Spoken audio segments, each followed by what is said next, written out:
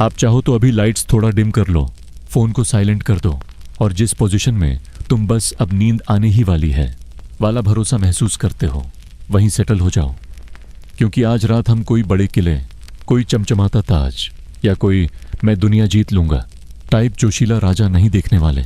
आज रात हम एक गुमनाम से गांव की तरफ चलेंगे और उसकी करीब 100 साल पुरानी रातों के अंदर धीरे धीरे उतरेंगे। और हाँ, ये गांव इतना गुमनाम है कि अगर तुम इसे मैप पर ढूंढने लगो तो मैप भी थोड़ी देर सोचकर बोलेगा, भाई कौन सा? लेकिन यही तो मजा है। बड़े नामों की हिस्ट्री तो किताबें भी चिल्ला चिल्ला कर सुनाती हैं, पर छोटे आम शांत गांवों की रातें वो अक्सर बस हवा, मिट्टी, लालटेन की रोशनी और लोगों के धीमे धीमे बोलने में छुप जाती हैं। चलो आज उसी छुपी हुई हिस्ट्री को आराम से एकदम स्लो मोड में सुनते हैं। ये कहानी कोई एक ही आदमी की नहीं है, ये एक जगह की कहानी है। और जगहें इंसानों से भी ज्यादा जिद्दी होती हैं। इंसान बदल जाते हैं, निकल जाते हैं, पर जगहें वहीं रहती हैं। वही धूल, वही रास्ते, वही कुएं के पास की ठंडक। तो आज की रात से हम शुरुआत करते हैं लगभग 100 साल पहले, जब रातें सच में अंधेरी होती थीं और स्क्रीन टाइम का मतलब बस ये होता था कि कोई मच्छरदानियों में छेद गिन रहा है। पार्ट 1, लालटेन कुआं। और वो रात जो जल्दी नहीं जाती। मान लो उत्तर भारत का कोई गांव है। नाम मत पूछो, नाम से क्या होता है। नाम तो कई बार बदल भी जाते हैं, पर गांव का ढांचा वो कमोबेश वही रहता है। कच्चे रास्ते, कुछ पक्के घर जो तब नई टेक्नोलॉजी माने जाते थे, और बाकी मिट्टी के घर जिनकी दीवारों पर हाथ फेरो तो उंगलियों पर हल्की सी मिट्टी चिपक जाए। दिन में गांव का शोर अलग होता है, लेकिन रात की अपनी अलग पर्सनैलिटी होती है। और करीब 1920s के आसपास रात का मतलब था लालटेन, बस बिजली। कभी कभी किसी दूर शहर की अफवाह की तरह, जैसे कोई कह रहा हो, सुना है वहां तार से रोशनी आती है, और दूसरा बोले हाँ हाँ, और सुना है वहां लोग हवा में बातें भी करते हैं। यानी ठीक है, रात ढलती है, सूरज जाता है और गांव में एक एक करके आवाजें धीमी होती जाती हैं। गायों के गले की घंटी भी जैसे थोड़ा स्लो हो जाती है। दूर कहीं कुत्ते भौंकते हैं, पर वो भी ऐसे नहीं जैसे कोई एक्शन फिल्म चल रही हो, बस एक रूटीन भौंकना, जैसे ड्यूटी निभा रहे हों। अब गांव की रातों का एक सेंट्रल कैरेक्टर होता है कुआं। दिन में भी कुआं जरूरी है, पर रात में कुआं और भी खास बन जाता है, क्योंकि पानी लेने का काम अक्सर अभी नहीं, थोड़ी देर में चलता रहता है। और वो थोड़ी देर कब रात बन जाती है पता ही नहीं चलता। कुएं के पास अक्सर 2-3 औरतें मिल जाती हैं, सिर पर घड़ा, हाथ में छोटी सी रस्सी, और बातचीत में वो सब जो दिन भर नहीं निकल पाया। ये वो टाइम है जब बातें भी धीमी होती हैं और गॉसिप भी सॉफ्ट वर्जन में आती है। मतलब अरे सुना है, और फिर आवाज़ अपने आप कम हो जाती है, जैसे हवा भी सुन लेगी तो दिक्कत हो जाएगी। और कुएं के पास ही कभी कभी कोई बूढ़ा आदमी बैठा होता है।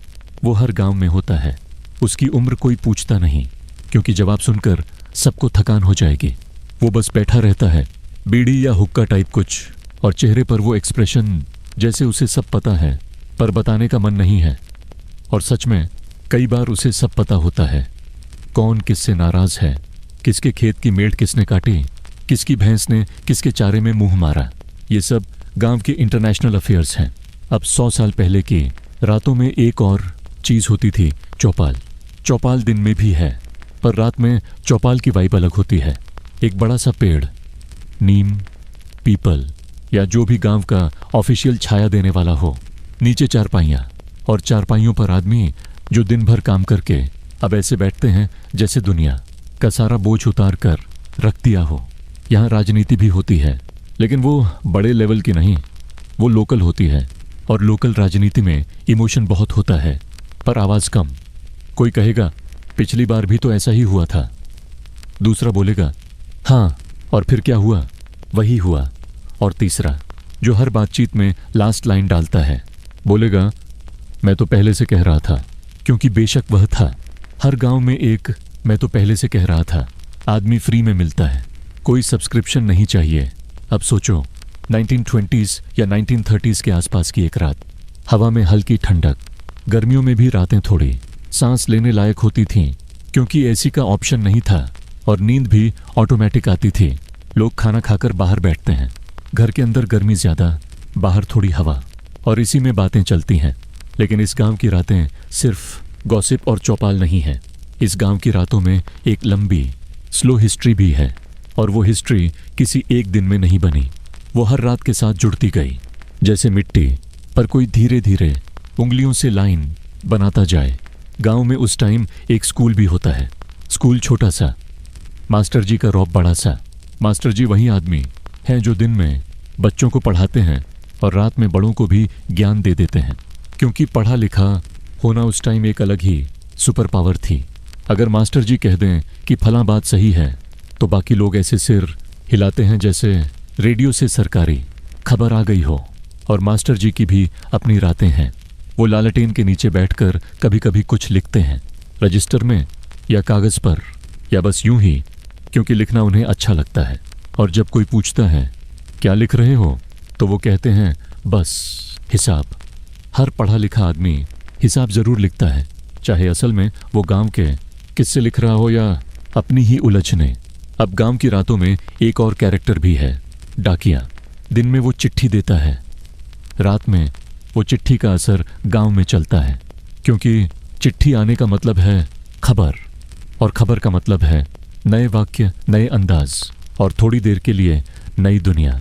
अगर किसी घर में चिट्ठी आती है तो बाकी लोग भी खिंचे चले आते हैं। पढ़ना सबको नहीं आता, पर सुनना सबको आता है। और चिट्ठी पढ़ने वाला अक्सर उसी तरह पढ़ता है जैसे नरेशन कर रहा हो, धीरे धीरे, साफ, और हर लाइन के बाद थोड़ा रुक कर, ताकि सबको समझ आ जाए। और बीच बीच में वो खुद भी एडिट करता है। मतलब अगर चिट्ठी में लिखा है मैं ठीक हूँ तो पढ़ने वाला जोड़ देता है देखो ठीक है, पर लगता है थका हुआ है। क्योंकि डबल डाउन क्यों नहीं। और जब चिट्ठी किसी फौजी की हो या किसी शहर गए लड़के की तो गांव की रातों में थोड़ी सी एक्स्ट्रा दिलचस्पी आ जाती है। लेकिन हम एक्साइटिंग नहीं होंगे। हम बस ये देखेंगे कि रात के अंदर ये सब कैसे धीरे धीरे घुलता है। अब इस गांव की 100 साल पुरानी रातों में एक बात बहुत कॉमन है, लोग जल्दी सोते हैं और जल्दी उठते हैं। क्योंकि अगली सुबह खेत है, जानवर हैं, पानी है और काम है। पर जल्दी सोना भी वैसा नहीं है जैसे आज सो गए। उस टाइम सोने का मतलब है चारपाई, चादर और छत पर टकटकी, या आंगन में लेटकर आसमान, और आसमान में तारे इतने साफ दिखते हैं कि अगर तुम थोड़ा ज्यादा जाग गए तो गिनना शुरू कर दोगे और फिर नींद गायब। तो लोग खुद को समझाते हैं बस आंख बंद कर और काम हो जाता है। लेकिन नींद आने से पहले गांव की रातें लोगों को थोड़ा सोचने भी देती हैं। दिन में सब बिजी हैं, रात में दिमाग में पुरानी बातें आती हैं। कौन कब मरा, कौन कब पैदा हुआ, किस साल सूखा पड़ा, किस साल बारिश ज्यादा हो गई। और ये सब बातें डेट के हिसाब से नहीं, यादों के हिसाब से चलती हैं। जैसे कोई कहे वो तो उस साल हुआ था जब बड़ी ओलावृष्टि हुई थी, अब ओलावृष्टि साल का नाम बन गई। हिस्ट्री का कैलेंडर भी गांव अपना बना लेता है। अब इसी गांव में एक परिवार है जिसे हम धीरे धीरे जानते हैं। नाम हम बहुत भारी भरकम नहीं रखेंगे, एकदम साधारण। मान लो घर के बुजुर्ग का नाम है हरिया। क्यों? क्योंकि गांव में हरिया हमेशा होता है। हरिया की उम्र उस टाइम करीब 55-60 के आसपास होगी, और 55-60 उस टाइम का मतलब है अब मैं बुजुर्ग हूं, मेरी बात मानो। हरिया दिन में खेत देखता है और रात में चौपाल पर बैठता है।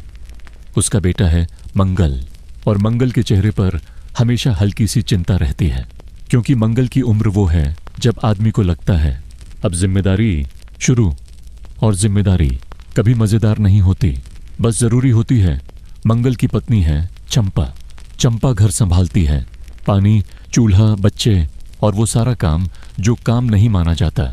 लेकिन अगर एक दिन रुक जाए तो पूरा सिस्टम क्रैश हो जाए।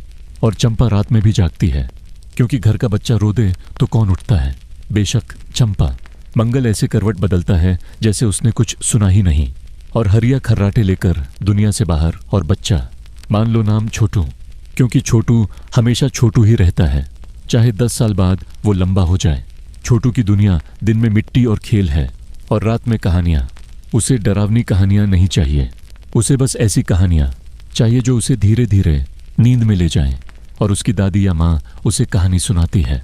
कहानी में अक्सर कोई राजा नहीं, कोई राक्षस नहीं, बस गांव के पुराने किस्से।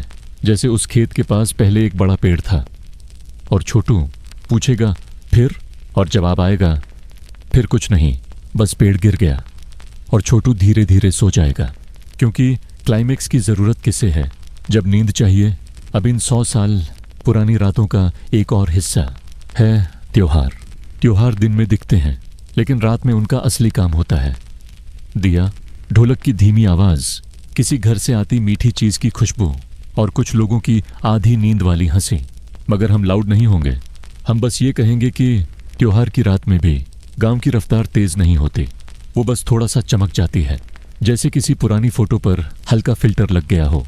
और फिर आती है वो रातें जब मौसम बदलता है, बरसात की रातें जिनमें छत टपकती है और लोग बाल्टी रखते हैं, और बाल्टी टप टप की आवाज़ करती रहती है। वो आवाज़ इतनी लगातार होती है कि दिमाग उसे मेट्रोनोम बना लेता है। कुछ लोगों को उससे नींद आती है, कुछ लोगों को गुस्सा। हरिया को नींद आती है, मंगल को गुस्सा, चंपा को काम, छोटू को मज़ा, क्योंकि उसे लगता है पानी के साथ कोई कहानी आ रही है।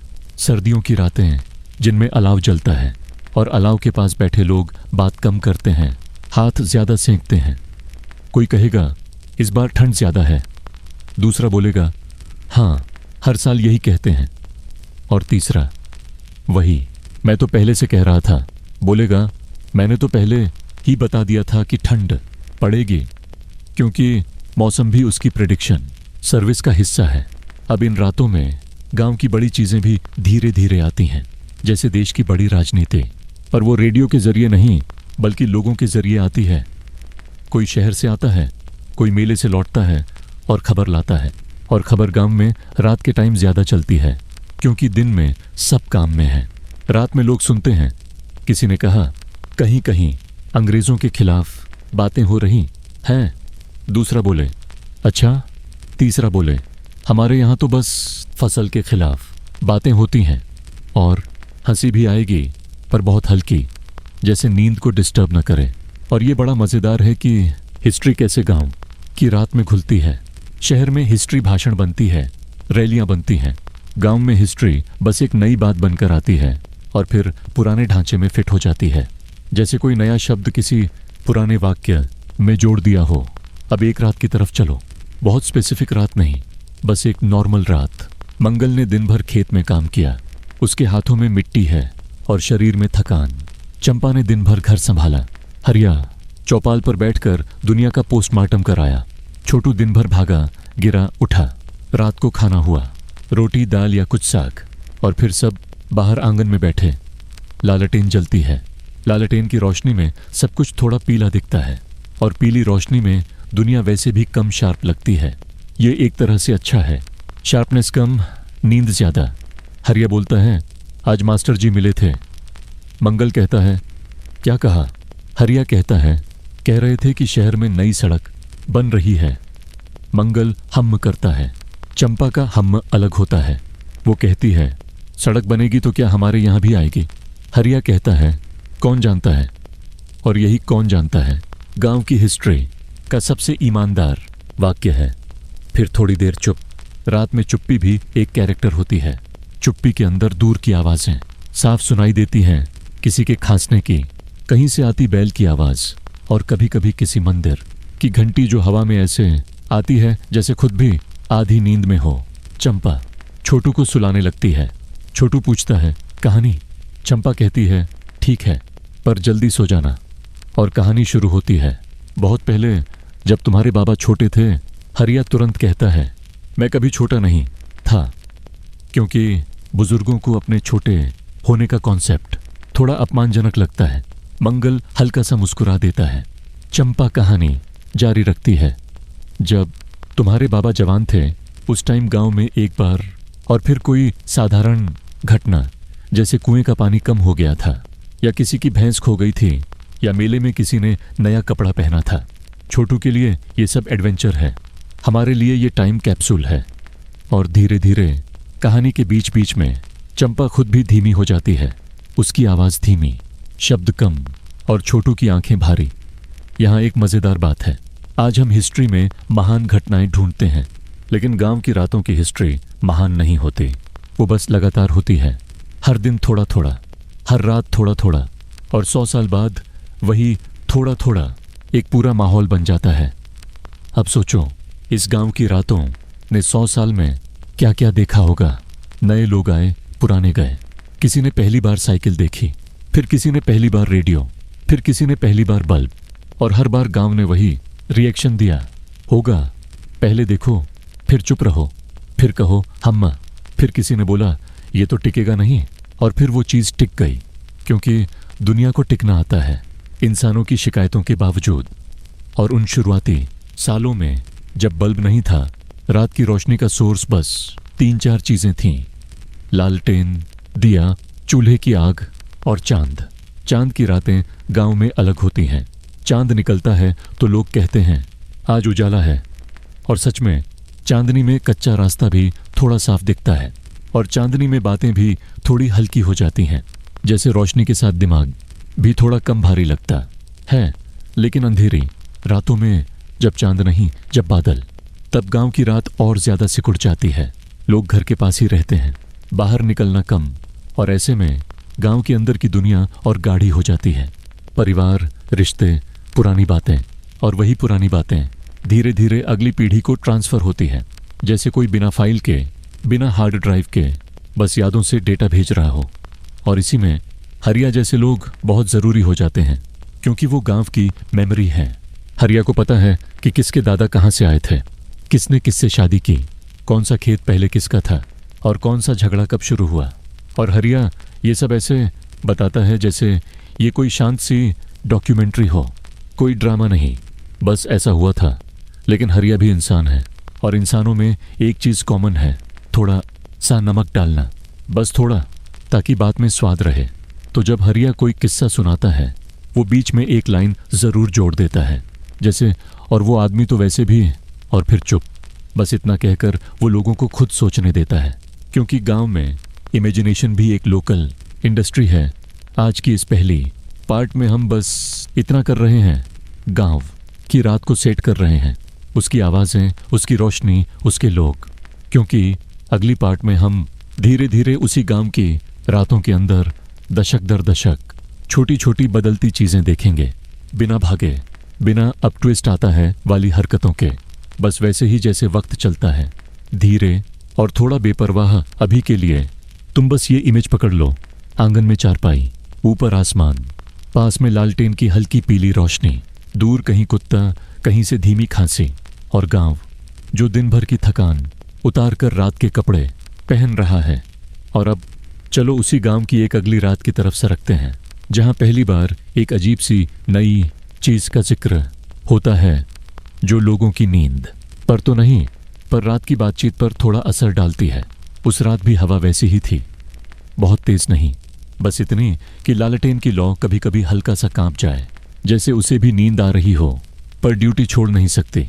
आंगन में चारपाई की रस्सियां दिन की गर्मी छोड़कर ठंडी हो चुकी थीं, और अगर तुम हथेली से दबाओ तो वो हल्की सी चरमराहट करती, एकदम लोकी, एकदम बैकग्राउंड में, जैसे गांव की अपनी साउंड ट्रैक।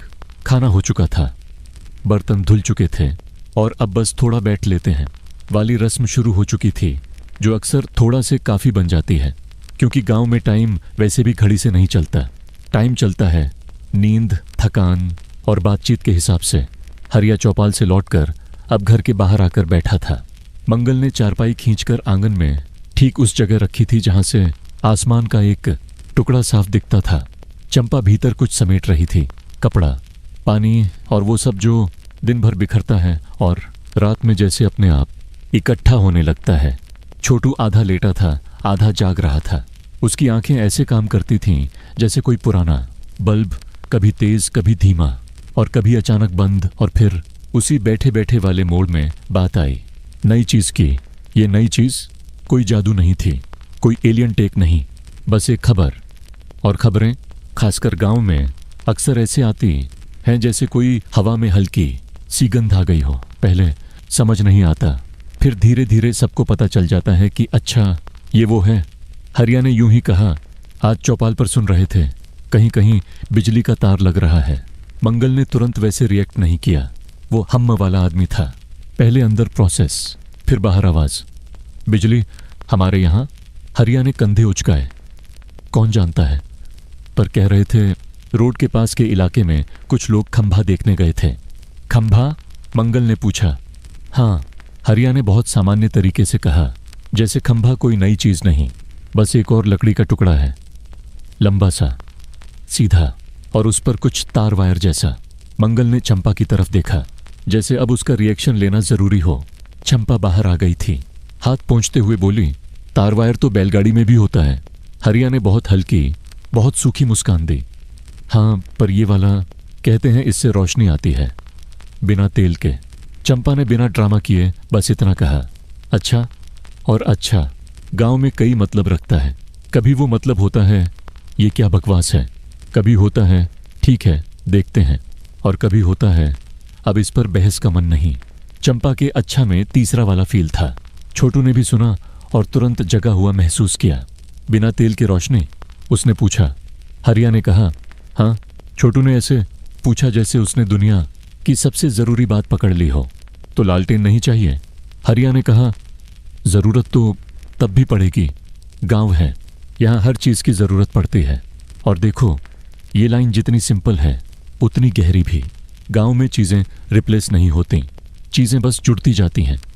नया आता है, पुराना जाता नहीं। पुराना बस थोड़ी देर के लिए कोने में बैठ जाता है, जैसे कोई बूढ़ा रिश्तेदार जो शादी में भी आता है और कहता है मैं तो बस बैठूंगा।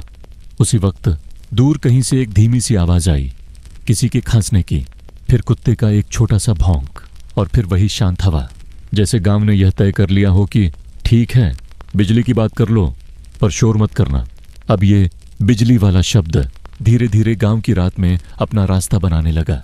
शुरुआत में ये एक अफवाह था, फिर ये सुना है बना, फिर ये फलाने देखा है बना, और आखिर में ये एक ऐसी चीज बनी जिसके बारे में हर किसी की अपनी कल्पना थी। गांव में एक आदमी था, चलो उसे कल्लू कह लेते हैं। हर गांव में एक कल्लू भी मिल जाता है जो काम से ज्यादा बातों में तेज होता है। कल्लू शहर जाकर मजदूरी कर चुका था 2 बार, और 2 बार वापस भी आ चुका था। शहर से वापस आने वाले लोग गांव में वैसे देखे जाते हैं जैसे वो किसी दूसरे ग्रह से लौटे हों। वो कुछ भी कहें लोग मानने लगते हैं, कम से कम आधा। कल्लू ने अगले दिन में लोगों को बताया, अरे शहर में तो रात को दिन जैसा उजाला रहता है। किसी ने पूछा कैसे? कल्लू ने हाथ से हवा में लाइन खींची। वो खंभे पर तार, फिर बल्ब। बस बल्ब क्या? किसी ने पूछा। कल्लू ने एकदम आत्मविश्वास से कहा, कांच का छोटा सा, और उसके अंदर आग रहती है। अब ये लाइन सुनकर अगर कोई मास्टर जी पास होते तो शायद धीरे से माथा पकड़ लेते, पर मास्टर जी वहां नहीं थे, और गांव में कांच के अंदर आग वाली इमेज वैसे भी काफी काम की थी, क्योंकि समझने में आसान थी। लॉजिक कम, इमेज ज्यादा। मंगल ने पूछा, आग रहती है तो खत्म नहीं होती? कल्लू ने कहा, नहीं होती, तार से आती है, तार से आग आती है। किसी ने कहा। कल्लू बोला, हाँ और क्या, क्योंकि डबल डाउन क्यों नहीं? गांव में अगर किसी ने कोई बात आधी गलत भी बोल दी तो वो तुरंत उसे पूरी गलत करने के लिए दिमागा लगा देता है, ताकि कॉन्फिडेंस बना रहे। रात को यही बातें फिर से उठती, वही आंगन, वही चारपाई, वही लालटेन, बस विषय थोड़ा नया। और देखो, इसमें कोई क्रांति नहीं थी, कोई गांव बदल गया वाली फिल्मी लाइन नहीं। बस लोग धीरे धीरे एक नए आइडिया के साथ सोने लगे, और नए आइडिया कभी कभी नींद में भी चलने लगते हैं, जैसे सपना आधा पुराना हो आधा नया। उस दौर की रातों में एक और चीज भी चल रही थी, रेडियो की अफवाह। रेडियो भी धीरे धीरे गांवों में आता था, पहले किसी एक बड़े घर में, और फिर पूरे गांव की प्रॉपर्टी बन जाता था, कम से कम सुनने के मामले में। पर अभी हमारे गांव में रेडियो नहीं आया था। अभी बस खबर थी कि कहीं रेडियो है, और कहीं गांव के लिए बहुत बड़ा शब्द है। कहीं का मतलब हो सकता है पास का कस्बा, या बहुत दूर का शहर, या बस किसी के दिमाग का कोना। हरिया ने एक रात कहा, सुना है एक डिब्बा होता है, उसमें से आदमी बोलता है। चंपा ने कहा, डिब्बे में आदमी? हरिया ने शांत स्वर में कहा, हाँ बोलता है। मंगल ने पूछा, अंदर बैठा होता है? हरिया ने वही पुराना जवाब दिया, कौन जानता है? और यही कौन जानता है इस गांव की सबसे सच्ची रिसर्च मेथड थी। कंफर्मेशन की जल्दी नहीं, बस बात को हवा में छोड़ दो और उसे धीरे धीरे पका होने दो। छोटू ने पूछा, डिब्बे में आदमी बोलता है तो वो क्या बोलता है? हरिया ने कहा, खबर, गाना, कुछ भी। छोटू तुरंत बोला। कहानी भी? हरिया ने धीमे से कहा। हो सकती है। और छोटू की आंखें फिर से तेज हो गईं, क्योंकि छोटू के लिए दुनिया का हर नया आविष्कार अंत में कहानी पर ही आकर रुकता था। जैसे इंसान की असली जरूरत खाना नहीं, कहानी है। ठीक है, पहले खाना, फिर कहानी, और फिर नींद। अब गांव की रातें एक और चीज से भी बनती थीं, छोटे छोटे नियमों से। कुछ नियम बोले नहीं जाते थे, पर सबको पता होते थे। जैसे रात में ऊंची आवाज में बहस नहीं करनी, रात में घर से बहुत दूर नहीं जाना, रात में किसी के दरवाजे पर बहुत देर तक खड़े नहीं रहना, रात में हंसी भी थोड़ी दबाकर हंसना, और रात में अगर कोई अचानक दौड़ता दिख जाए तो बाकी लोग पहले उसे देखते हैं, फिर सोचते हैं कि कुछ हुआ क्या, और फिर तय करते हैं कि चलो सुबह पूछेंगे, क्योंकि रात को दिमाग भी आलसी होता है। और इसी नियमों वाली दुनिया में नई चीजें, बिजली, रेडियो, सड़क धीरे धीरे जगह बनाती हैं, बिना धक्का दिए, बिना नारे लगाए। अब चलो उसी दौर की एक और रात देख लेते हैं। उस रात कुछ खास नहीं हुआ था। यही तो बात है, रातें अक्सर कुछ खास नहीं से ही बनती हैं, और फिर सालों बाद वही कुछ खास नहीं याद बन जाता है। उस रात चौपाल पर मास्टर जी भी बैठे थे। मास्टर जी का नाम हम नहीं रखेंगे, वो बस मास्टर जी हैं। सफेद धोती कुर्ता, थोड़ा सा झुका हुआ कंधा, और आंखों में वो स्थिरता जो किताबों के साथ रहने से आ जाती है। मास्टर जी हमेशा धीरे बोलते थे। वो तेज बोलेंगे तो लगता जैसे उन्होंने अपनी पूरी पर्सनैलिटी बदल दी। मास्टर जी ने कहा, मैंने सुना है अब कुछ जगहों पर गांवों में भी तार आने लगे हैं। कल्लू ने तुरंत कहा, मैंने तो देखा है। मास्टर जी ने कल्लू की तरफ देखा, और उस नज़र में बहुत कुछ था। थोड़ा शक, थोड़ा मज़ा, और थोड़ा ठीक है, बोलने दो। मास्टर जी ने पूछा, और? कल्लू ने कहा, खंभा था, तार थे, आदमी थे। मास्टर जी ने पूछा, कहाँ? कल्लू ने एक ऐसा जवाब दिया जो पूरी तरह सटीक था। कहीं। मास्टर जी ने बस सिर हिला दिया। वो समझ गए। कहीं का मतलब है मुझे ठीक से नहीं पता, पर बात अच्छी लग रही है। फिर मास्टर जी ने खुद बताया, बिजली से सिर्फ रोशनी नहीं आती, उससे मशीन भी चलती है। अब ये नया शब्द था, मशीन। गांव मशीन जानता था, पर अपने तरीके से। बैल एक मशीन है, हल एक मशीन है, चक्की भी एक मशीन है, पर बिजली वाली मशीन अलग थी। वो बिना बैल के चलती थी। ये गांव के लिए थोड़ा इमोशनल था, क्योंकि बैल सिर्फ जानवर नहीं, सिस्टम का हिस्सा था। एक आदमी बोला, बिना बैल के कैसे चलेगी? मास्टर जी ने कहा, तार से। कल्लू ने तुरंत सपोर्ट किया, हाँ, तार से आग आती है। वो अपनी लाइन छोड़ नहीं सकता था। वो लाइन अब उसकी ब्रांडिंग थी। मास्टर जी ने कल्लू को करेक्ट नहीं किया, क्योंकि रात में करेक्शन से नींद टूटती है, और मास्टर जी भी इतने क्रूर नहीं थे। उन्होंने बस धीरे से कहा, तार से ताकत आती है, और ताकत शब्द गांव में बहुत पसंद किया जाता है। ताकत समझ में आती है, ताकत खेत में लगती है, ताकत शरीर में लगती है, और अब ताकत तार में भी हो सकती है। ठीक है, दुनिया बड़ी है। उसके बाद थोड़ी देर तक सब शांत रहे। कोई पान चबाता रहा, कोई बीड़ी की राख गिराता रहा, कोई आसमान देखता रहा, और कोई बस अपनी थकान को महसूस करता रहा। रात के टाइम थकान एकदम साफ लगती है, जैसे शरीर बोल रहा हो, बस अब आराम। घर लौटते वक्त हरिया ने मंगल से कहा, देखना एक दिन ये रोशनी भी आ जाएगी। मंगल ने कहा, आ गई तो अच्छा है, नहीं आई तो हम क्या कर लेंगे। और ये भी एक सच्चाई है, गांव में उम्मीद होती है, पर उम्मीद का ड्रामा नहीं होता। लोग जानते हैं कि चीजें आएंगी या नहीं आएंगी, पर सुबह तो फिर भी होगी, खेत तो फिर भी रहेंगे, और काम तो फिर भी होगा। इसलिए बात को हल्का रखो, नींद को भारी। अब उसी नई चीज वाली हवा में गांव की रातों की एक पुरानी चीज और ज्यादा जरूरी लगने लगती है, कहानियां। क्योंकि जब दुनिया बदलती है तो इंसान पुराने किस्सों से खुद को पकड़कर रखता है, और गांव में किस्से रात में सबसे ज्यादा चलते हैं। हरिया के पास किस्सों का एक स्टॉक था, और वो स्टॉक कोई किताब नहीं था, वो बस उसकी याद थी।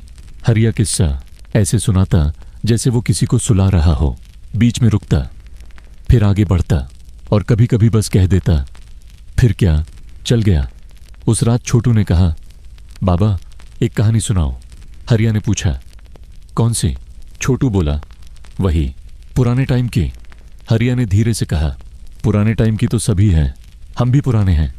चंपा ने अंदर से कहा, अरे सुनाओ भी, बच्चा सो जाएगा। हरिया ने गला साफ किया, बहुत जोर से नहीं, बस इतना कि उसकी आवाज़ सेट हो जाए। और फिर उसने शुरू किया, जब मैं छोटा था तब गांव में एक रात ऐसी आई थी। अब देखो, एक रात से कहानी शुरू करना गांव का क्लासिक है, पर हरिया की एक रात कोई भूत वाली रात नहीं थी। वो एक ऐसी रात थी जब बहुत बारिश हुई थी और बारिश के बाद कुआं भर गया था और कुआं भरने से गांव खुश हो गया था, क्योंकि पानी गांव के लिए न्यूज़ नहीं, लाइफ है। हरिया बता रहा था कि कैसे लोग रात में भी कुएं पर गए, कैसे उन्होंने पानी की आवाज़ सुनी, कैसे उन्होंने कहा इस बार ठीक है। और ये सब सुनकर छोटू की आंखें फिर से धीरे धीरे बंद होने लगीं, क्योंकि इस कहानी में कोई खतरा नहीं था, बस पानी था। और पानी की कहानी वैसे भी नींद के लिए ठीक रहती है। पानी बहता है, आवाज़ करता है और दिमाग को स्लो कर देता है।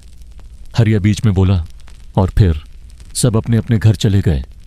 छोटू ने बुदबुदाकर पूछा, फिर? हरिया ने कहा, फिर क्या, सो गए। और इस फिर क्या, सो गए में एक तरह की फिलॉसफी थी। गांव की हिस्ट्री अक्सर वहीं खत्म होती है जहां नींद शुरू होती है। रात आगे बढ़ी, लालटेन की लौ और धीमी हो गई।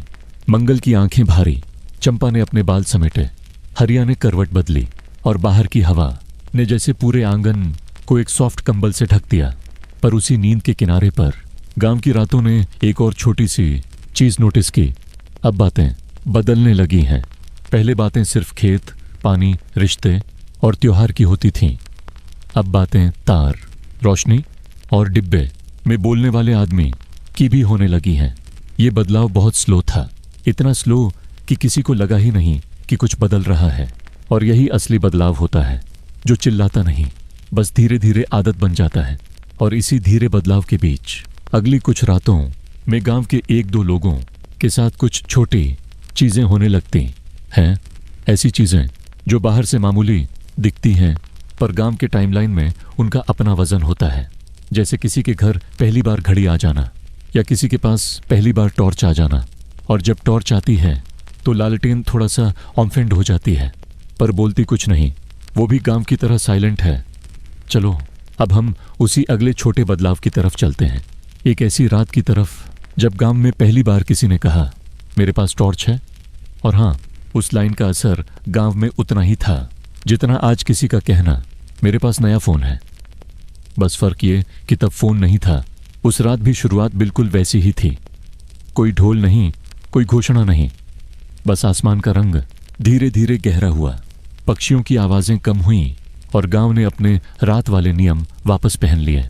खाना पीना निपटा, बर्तन किनारे हुए और लोग बाहर बैठने लगे, क्योंकि बाहर बैठना गांव में सिर्फ बैठना नहीं होता, ये एक तरह का सिस्टम अपडेट होता है।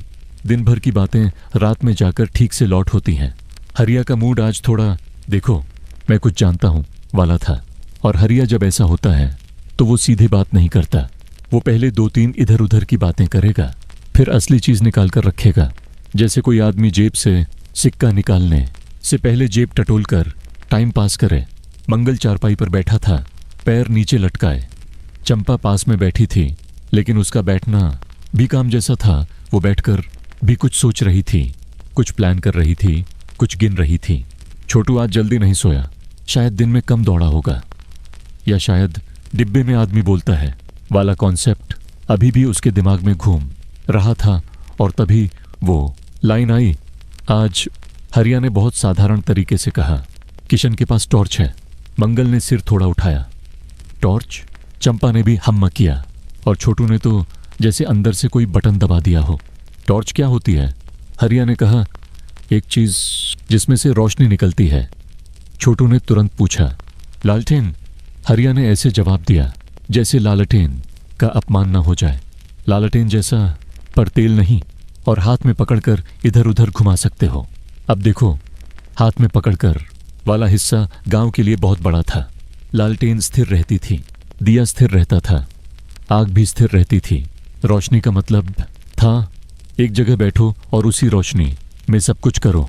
लेकिन टॉर्च का मतलब था रोशनी को अपने साथ ले जाना, यानी रात के अंदर भी थोड़ा कंट्रोल। और कंट्रोल इंसानों को बहुत पसंद होता है, खासकर अंधेरे में।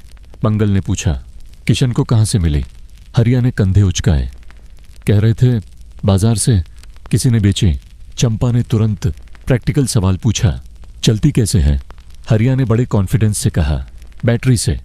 और अब बैटरी एक और नया शब्द था। गांव में नए शब्द ऐसे आते हैं जैसे किसी ने नए बीज फेंक दिए हों। कुछ लोग उन्हें तुरंत अपनाते हैं, कुछ लोग उन्हें छक्कर छोड़ देते हैं और कुछ लोग उन्हें अपनी ही तरह गलत उच्चारण में स्थायी कर लेते हैं। छोटू बोला, बैटरी क्या होती है? हरिया ने वही सदियों पुराना जवाब दिया जो हर नई चीज के लिए काम आता है। एक चीज होती है, अंदर ताकत रहती है। कल्लू होता तो जरूर बोल देता, अंदर आग रहती है, लेकिन कल्लू अभी आसपास नहीं था। शायद वो किसी और आंगन में अपनी ब्रांडिंग कर रहा था। मंगल ने धीरे से कहा, तो रात में बाहर जाते वक्त रोशनी साथ अच्छा है। चंपा ने भी मान लिया, हाँ, सांप बिच्छू का डर कम होगा। हरिया ने ऐसा चेहरा बनाया जैसे वो इसी लाइन का इंतजार कर रहा था। हाँ, और चोर भी डरेंगे। अब ये चोर वाली बात गांव में अक्सर निकल आती है, चाहे चोर हो या ना हो। रात में इंसान का दिमाग बस चेक कर लेता है कि सब ठीक है, और अगर सब ठीक है तो भी वो एक इमेजिनरी खतरा बना लेता है ताकि खुद को लगे कि वो सतर्क है। ये गांव का नहीं, इंसान का फीचर है। उसी रात बाद में चौपाल पर टॉर्च का डेमो होने वाला था। ये बात जैसे ही फैली, लोग अपने आप चल पड़े। कोई बहुत एक्साइटेड नहीं था, पर हर कोई देख लें वाला था।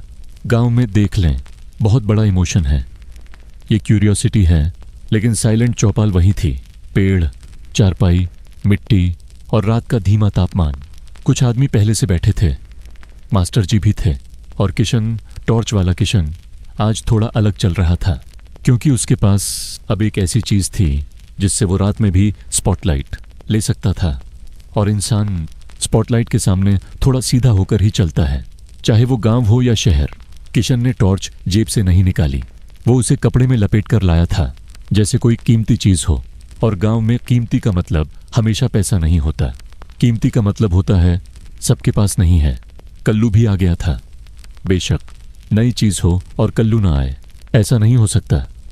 कल्लू ने आते ही कहा, अरे ये वही है क्या? इससे तो शहर में लोग रात में भी दिन कर देते हैं। मास्टर जी ने कल्लू की तरफ देखा और उस नजर में वही पुरानी बात थी। ठीक है, बोल ले। किशन ने कपड़ा खोला। टॉर्च बाहर आई, छोटी सी, लोहे की, थोड़ा खुरदरी और एक बटन जैसा कुछ। किशन ने उसे पकड़ा और फिर उसने स्विच दबाया। रोशनी निकली। कोई पटाखा नहीं फूटा, कोई संगीत नहीं चला, बस एक सादा सा प्रकाश जो अंधेरे में एक गोल सा चमकता दायरा बना रहा था। और वही दायरा उस रात का सबसे बड़ा इवेंट बन गया। एक आदमी बोला, अरे ये तो सीधा पड़ता है। दूसरा बोला, हाँ, इधर उधर भी घुमा सकता है। तीसरा बोला, ये तो पेड़ पर भी चढ़ा दे रहा है। और किशन, जो अब तक साधारण सा था, अब थोड़ी देर के लिए टेक्नोलॉजी वाला बन गया था। उसने टॉर्च को दीवार पर घुमाया, जमीन पर घुमाया, किसी के पैर पर घुमा दिया। और वो आदमी तुरंत बोला, अरे अरे, मेरी आंख में मत मार, क्योंकि गांव में भी लोग जानते हैं कि रोशनी का गलत इस्तेमाल हो सकता है। कल्लू ने कहा, देखा, मैंने कहा था ना, इसमें अंदर आग रहती है। मास्टर जी ने बहुत धीमे से, बहुत आराम से कहा, कल्लू, इसमें आग नहीं, इसमें सेल होता है। कल्लू ने तुरंत खुद को बचाया। हाँ, वही, आग जैसा ही। मास्टर जी ने बहस नहीं की, क्योंकि मास्टर जी भी जानते हैं थे रात में बहस से नींद उखड़ जाती है। और टॉर्च की रोशनी वैसे ही काफी थी, अब ईगो की रोशनी की जरूरत नहीं। लोगों ने टॉर्च हाथ में लेकर देखी, वजन देखा, बटन दबाया, और हर किसी ने अपने अंदर एक छोटा सा प्लान बनाया। अगर मेरे पास होती तो मैं इससे ये करता। कोई कहेगा मैं रात में खेत तक चला जाता, कोई कहेगा मैं तो बस बाथरूम जाने में इस्तेमाल करता, और कोई जो हमेशा प्रैक्टिकल होता है बोलेगा इसमें बैटरी खत्म हो गई तो। क्योंकि हर खुशी में एक आदमी खर्च निकाल ही लेता है।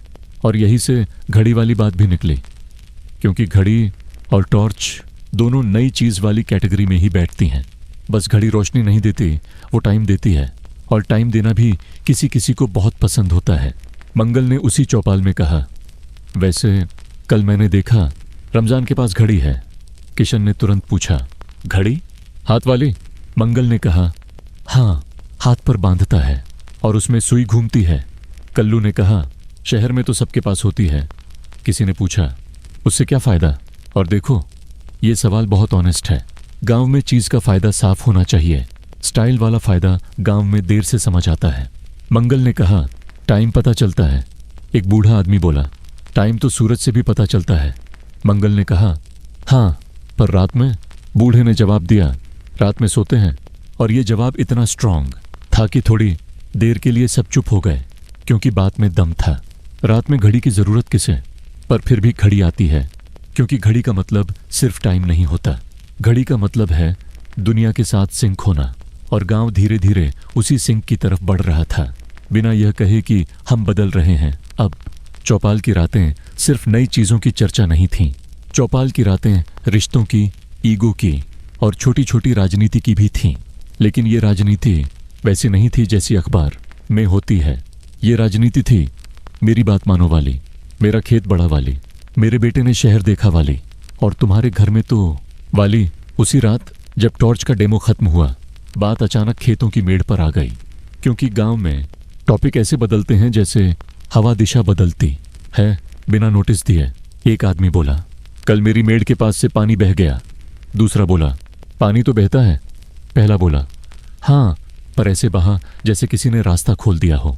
अब ये लाइन एक इल्जाम थी, लेकिन सीधे नहीं। गांव में इल्जाम भी सॉफ्ट लॉन्च होता है, पहले हिंट, फिर पॉज, फिर सब खुद समझ लें। मंगल ने चुप रहना सही समझा, क्योंकि मंगल जानता था रात में अगर मेड़ की बहस शुरू हो गई तो नींद का नुकसान सबका होगा, और नींद का नुकसान अगली सुबह खेत में निकलता है। और खेत में नुकसान होना किसी को पसंद नहीं, लेकिन कल्लू को पसंद था। कल्लू ने कहा, कौन है वो? नाम लो। पहले आदमी ने कहा, मैं नाम नहीं ले रहा। कल्लू ने कहा, तो फिर बोल ही क्यों रहे हो? पहला आदमी बोला, मैं बस बता रहा हूं, और ये बस बता रहा हूं गांव का सबसे पुराना हथियार है। इससे आदमी सब कुछ कह देता है और फिर भी खुद को इनोसेंट रखता है। बहुत एफिशिएंट सिस्टम है ऑनेस्टली। मास्टर जी ने बीच में कहा, अरे रात है, कल देख लेना, मेड तो यहीं रहेगी। अब मास्टर जी की ये लाइन सुनकर लोग थोड़ा शांत हुए, क्योंकि मास्टर जी का टोन ऐसा था कि लगे ये आदेश नहीं, सलाह है। और सलाह मान लेना गांव में आसान होता है, क्योंकि ईगो को चोट कम लगती है। हरिया ने भी सपोर्टिव लाइन डाल दी, हाँ, अभी तो ठंड है, बैठो, बात धीरे करो, और देखो, बात धीरे करो सिर्फ आवाज के लिए नहीं था, वो पूरे एटीट्यूड के लिए था। गांव की रातें तेज चीजों को पसंद नहीं करती, वो धीरे धीरे चलती हैं, धीरे धीरे खत्म होती हैं। घर लौटते वक्त मंगल ने हरिया से कहा, टॉर्च अच्छी चीज है। हरिया ने कहा, अच्छी है, पर बैटरी खर्चा है। मंगल ने कहा, हाँ, पर कभी कभी खर्चा भी जरूरी होता है। हरिया ने एकदम बुजुर्गों वाला जवाब दिया, जरूरी तो बहुत कुछ होता है, पर हम करते कितना है। अब ये लाइन सुनकर मंगल चुप हो गया, क्योंकि वो जानता था हरिया ने उसे किसी फिलॉसफी में नहीं घसीटा, बस एक सिंपल सच्चाई बोल दी, और सच्चाई रात में ज्यादा भारी लगती है। उसी घर की तरफ वापस चलते हुए रास्ते में उन्होंने एक घर से धीमी धीमी आवाज सुनी, किसी औरत की, जो शायद किसी बच्चे को सुला रही थी।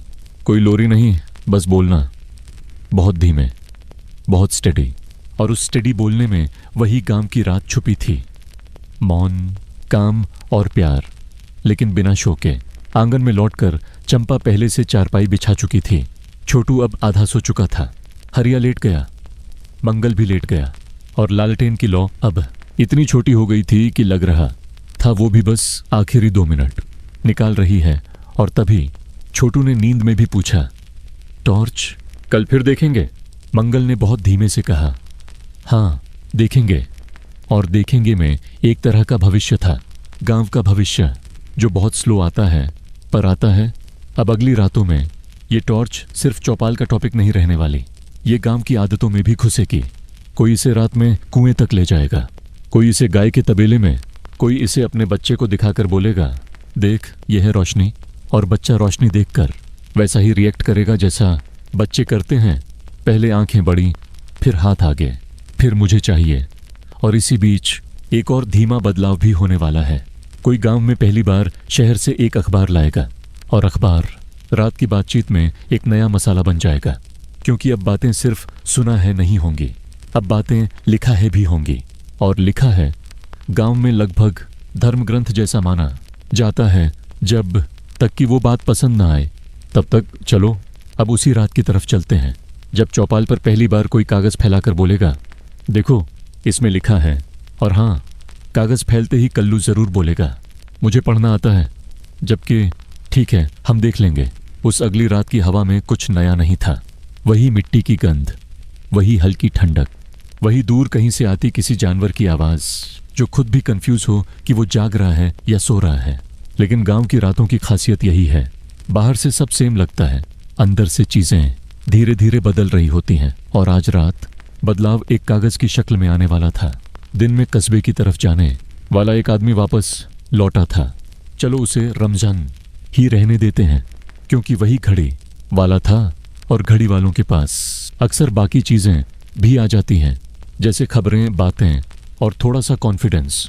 रमजान के हाथ में एक मुड़ा हुआ अखबार था। अखबार ऐसा नहीं कि चमकता हुआ, रंग बिरंगा, बस सादा, थोड़ा खुरदरा, और छपाई भी ऐसी कि अगर तुम बहुत ध्यान से ना पढ़ो तो अक्षर आपस में लड़ते हुए लगे। रमजान चौपाल पर आया, बैठा, और उसने अखबार को ऐसे रखा जैसे कोई बहुत संवेदनशील चीज़ हो, जैसे इसे गलत तरीके से खोल दिया तो खबरें उड़ जाएंगी। कल्लू भी वहीं था, बेशक। कल्लू ने अखबार देखते ही कहा, अरे ये तो शहर वाला कागज़ है।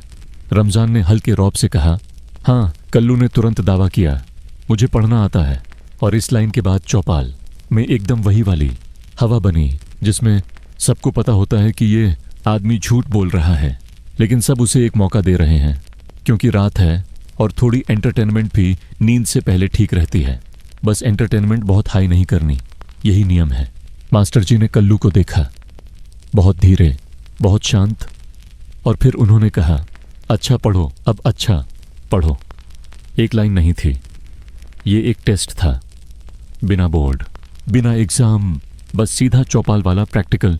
कल्लू ने अखबार उठाया, उसे ऐसे पकड़ लिया जैसे वो किताब हो, फिर उसे थोड़ा उल्टा कर लिया, फिर सीधा किया, फिर आंखें सिकोड़कर देखने लगा, और फिर उसने एकदम आत्मविश्वास से कहा, इसमें लिखा है कि पानी बहुत ज़रूरी है। कुछ लोग हल्के से हिले, जैसे हंसी दबा रहे हों, क्योंकि ये लाइन गलत नहीं थी, बस अखबार से नहीं आई थी। ये कल्लू की अपनी यूनिवर्सल नॉलेज थी। मास्टर जी ने बिना किसी सार्केज़म के बस आराम से कहा, ये बात तो सही है, पर अखबार में कहाँ लिखा है? कल्लू ने तुरंत रिकवरी की, यहीं ऊपर बड़े अक्षर में। रमजान ने अखबार वापस अपने हाथ में खींच लिया।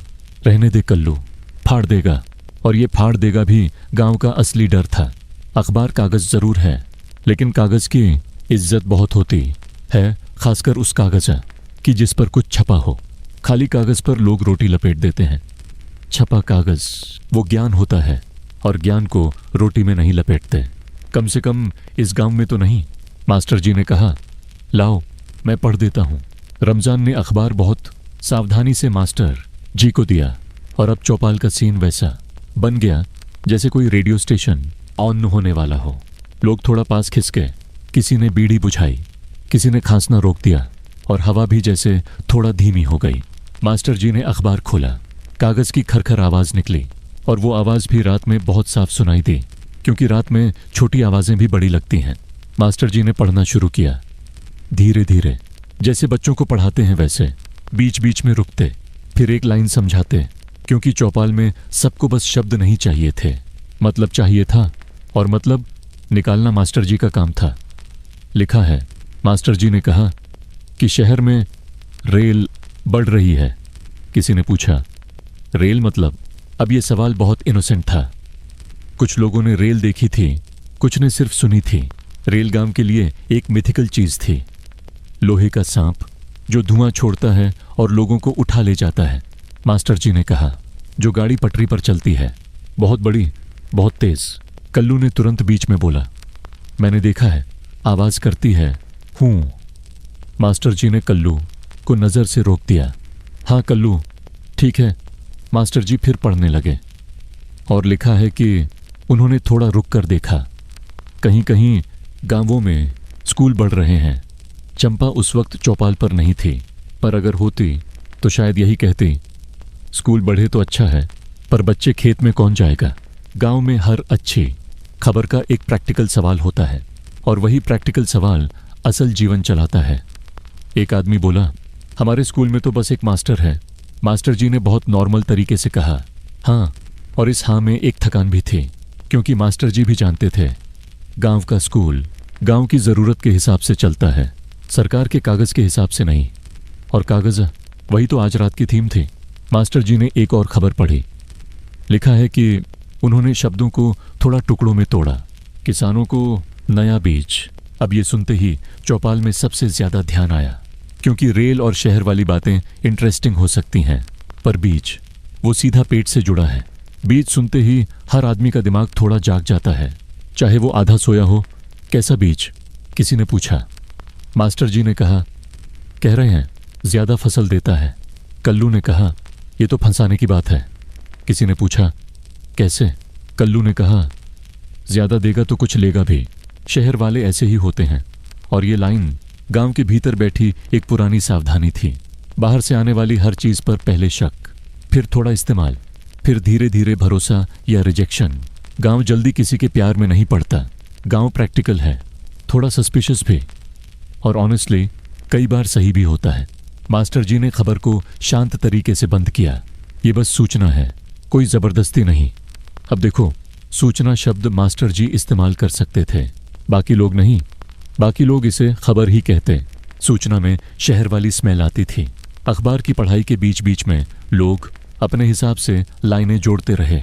कोई कहता हमारे यहाँ तो, कोई कहता मेरे चाचा के गांव में, और कोई कहता मेरे ख्याल से रात में मेरे ख्याल से ज़्यादा चलता है, क्योंकि दिन में तो आदमी बस काम करता है, रात में ख्याल आता है। और इसी अखबार वाली रात में टॉर्च भी एक बार फिर निकले, क्योंकि अब टॉर्च का एक नया उपयोग मिला, अखबार पढ़ना। किशन ने टॉर्च ऑन की और उसका प्रकाश अखबार पर डाला। अब देखो, ये टेक्नोलॉजी का बहुत शांत कोलैबोरेशन था। टॉर्च प्लस अखबार प्लस मास्टर जी, तीनों मिलकर गांव में नई दुनिया का छोटा सा दरवाज़ा खोल रहे थे। कोई ढोल नहीं, कोई उद्घाटन नहीं, बस रोशनी, कागज़ और एक आदमी की आवाज़। किसी ने मजाक में कहा, अब तो रात में भी पढ़ाई होगी। कल्लू ने कहा, हाँ, और कल से मैं मास्टर बनूंगा। मास्टर जी ने बिना हंसे कहा, तू बन जा, पर कल सुबह स्कूल भी आ जाना। कल्लू चुप हो गया, क्योंकि कल सुबह वो असली दुनिया है। रात में सपने बनाना आसान है, सुबह में उन्हें उठाकर खेत में ले जाना मुश्किल। अब धीरे धीरे अखबार की बात खत्म होने लगी। कागज़ फिर से मोड़ा गया, बहुत सावधानी से। रमजान ने उसे वापस ले लिया, जैसे कोई चीज़ उधार देकर वापस ले रहा हो। और लोग फिर से अपनी रात वाली बातें पर लौट आए, जो हमेशा लोकल होती हैं। किसी ने कहा, कल शादी है। दूसरा बोला, किसकी? पहला बोला, वही जो पिछले महीने से तय है। और पिछले महीने से तय गांव में बहुत बड़ा कमिटमेंट होता है। शहर में तो लोग 2 घंटे में प्लान बदल देते हैं। गांव में अगर शादी तय हो गई तो अब वो शादी समय के साथ चलती है, चाहे कुछ भी हो जाए। मंगल ने घर लौटते वक्त चंपा को बताया, आज अखबार पढ़ा मास्टर जी ने। चंपा ने पूछा, क्या लिखा था? मंगल ने कहा, रेल, बीज और स्कूल की बात। चंपा ने वही प्रैक्टिकल लाइन मारी, बीज वाला ठीक है, रेल से क्या लेना? मंगल ने कहा, सही है। और बस बात खत्म, क्योंकि रात में बहस नहीं, बस स्मॉल नोट्स। अब उस शादी वाली बात पर थोड़ा रुकते हैं, क्योंकि गांव की 100 साल पुरानी रातें शादी के बिना पूरी नहीं होती। शादी गांव में डे टाइम इवेंट भी है और नाइट टाइम इवेंट भी। रात में गीत, रात में हल्की हलचल, रात में रिश्तेदारों की धीमी धीमी विस्परिंग, और सबसे इम्पोर्टेंट, रात में वो प्रिपरेशंस जो दिन में दिखते नहीं। शादी के पहले की रात को गांव का एक हिस्सा जागता रहता है। कोई पत्तल की व्यवस्था देखता है, कोई चूल्हे की लकड़ी, कोई अनाज। और औरतें, वो तो वैसे भी एक अलग लेवल पर काम करती हैं, बिना यह बताए कि वो काम कर रही हैं। जैसे सब अपने आप हो रहा हो, पर अपने आप कुछ नहीं होता, सब किसी के हाथ से होता है। उस रात चंपा भी जागी थी। घर में थोड़ा ज्यादा आटा गूंथा जा रहा था, थोड़ी ज्यादा सब्जी काटी जा रही थी, और हर काम के बीच में एक एक छोटी बात, फलां को बता देना, वो बर्तन निकाल लेना, कल सुबह जल्दी उठना। और मज़ेदार बात यह है कि शादी की रातों में भी गांव लाउड नहीं होता। कुछ घरों में गीत होते हैं, पर वो भी एकदम धीमे, एकदम स्टेडी, जैसे कोई ललाबाई चल रहा हो, बस बड़े लोगों के लिए। हरिया चारपाई पर लेटा था, पर सो नहीं रहा था। बुजुर्ग अक्सर शादी के टाइम पर थोड़ा अलर्ट रहते हैं, जैसे वो पूरे सिस्टम के सुपरवाइजर हों। हरिया ने मंगल से कहा, कल मेहमान आएंगे, ध्यान रखना। मंगल ने कहा, हाँ। हरिया ने फिर कहा, और रमजान की घड़ी देख लेना, टाइम पे बारात। मंगल ने कहा, हाँ, और देखो घड़ी यहाँ काम आ गई। गांव ने घड़ी को अब स्टाइल के लिए नहीं, काम के लिए चुना। यही गांव का तरीका है, पहले ज़रूरत फिर सजावट। छोटू, जो दिन में शादी के नाम से ही एक्साइटेड रहता, रात में जल्दी सो गया, क्योंकि बच्चों का एक्साइटमेंट दिन में होता है, रात में उनका सिस्टम बंद हो जाता है। और अच्छा भी है, वरना वे भी चौपाल में बैठकर अखबार पर राय देने लगेंगे। और अब उसी शादी की वजह से अगले कुछ दिनों की रातें अलग होंगी। गांव में रिश्तेदार आएंगे, नए चेहरे, नई बातें और नए लोगों के साथ नई गॉसिप। और गॉसिप गांव की रात का असली चाय है, बिना कप के, बिना दूध के, बस वर्ड्स में। तो अब हम धीरे धीरे उस रात की तरफ बढ़ते हैं जब शादी के सिलसिले में एक शहर वाला रिश्तेदार आता है और उसके साथ वो चीज़ आती है जो गांव की रातों को थोड़ा और बदल देती है। एक छोटा सा रेडियो, वही डिब्बा जिसमें आदमी बोलता है। और हाँ, कल्लू इस मौके पर भी अपनी अंदर आग रहती है वाली थ्योरी ज़रूर लगाएगा, क्योंकि आदमी अपने ब्रांड से कैसे हटे। शादी के दिन से पहले गांव की रातें वैसे भी अलग हो जाती है। दिन में काम बढ़ जाता है और रात में भी काम खत्म नहीं होता, बस उसका टोन बदल जाता है। दिन में लोग भागते हैं, रात में लोग सरकते हैं। दिन में आवाज़ें बाहर निकलती हैं, रात में आवाज़ें अंदर रह जाती हैं और फिर फुसफुसाहट बनकर बाहर आती है।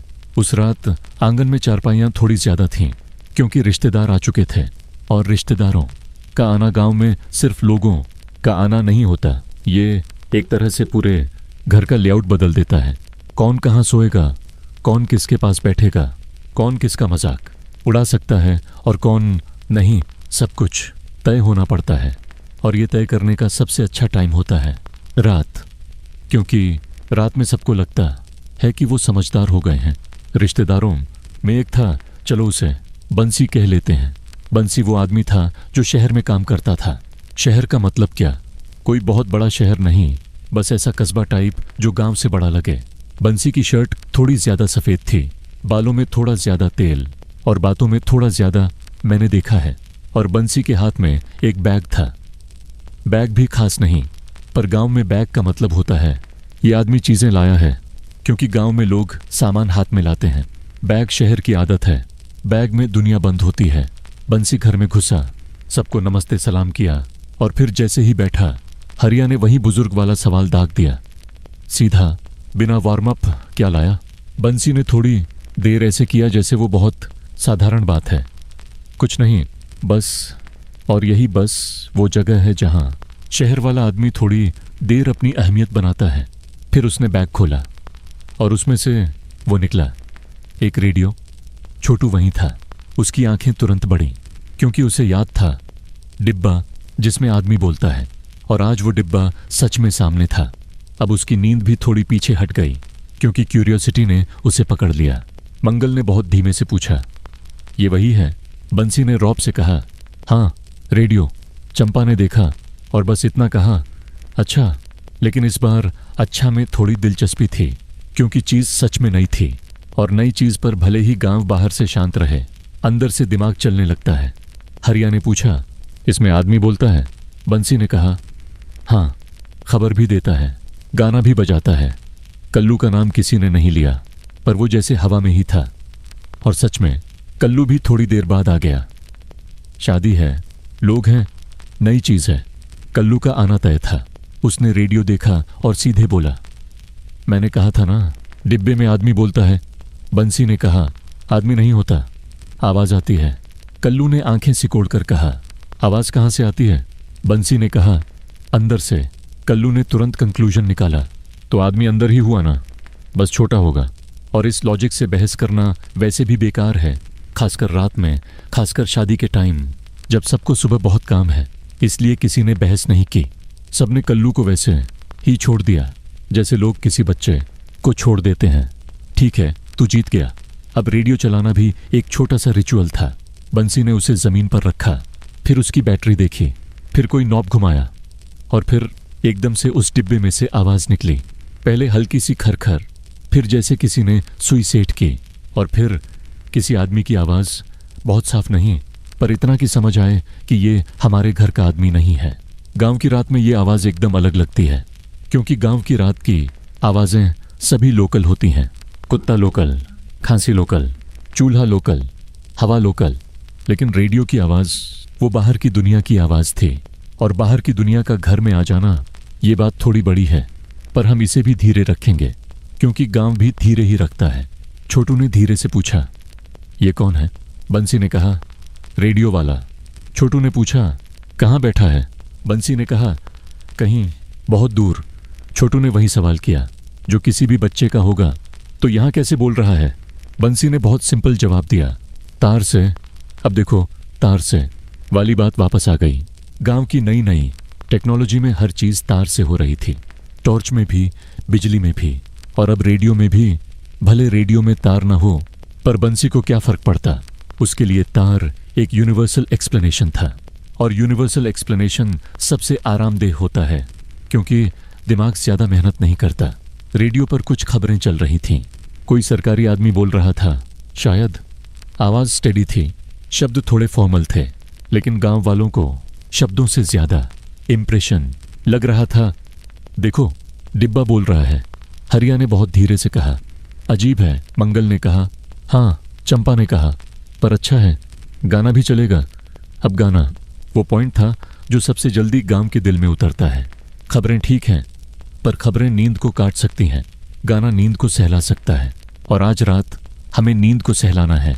बंसी ने नॉब घुमाया, थोड़ा खरखर, फिर अचानक संगीत जैसी कुछ आवाज़, फिर कोई गाना, बहुत साफ नहीं, पर इतना कि सुर पकड़ में आ जाए। और गांव की रात में पहली बार ऐसा संगीत सुना जो किसी इंसान के सामने बैठकर नहीं गाया जा रहा था। ये भी एक नया अनुभव था। चौपाल पर ढोलक होती है, शादी में गाना होता है, पर रेडियो वाला गाना वो बिना इंसान के भी चल रहा था। और ये बात थोड़ी डरावनी हो सकती थी अगर हम ड्रामा करते, लेकिन गांव ने इसे डरावना नहीं माना। गांव ने इसे अजीब पर ठीक माना।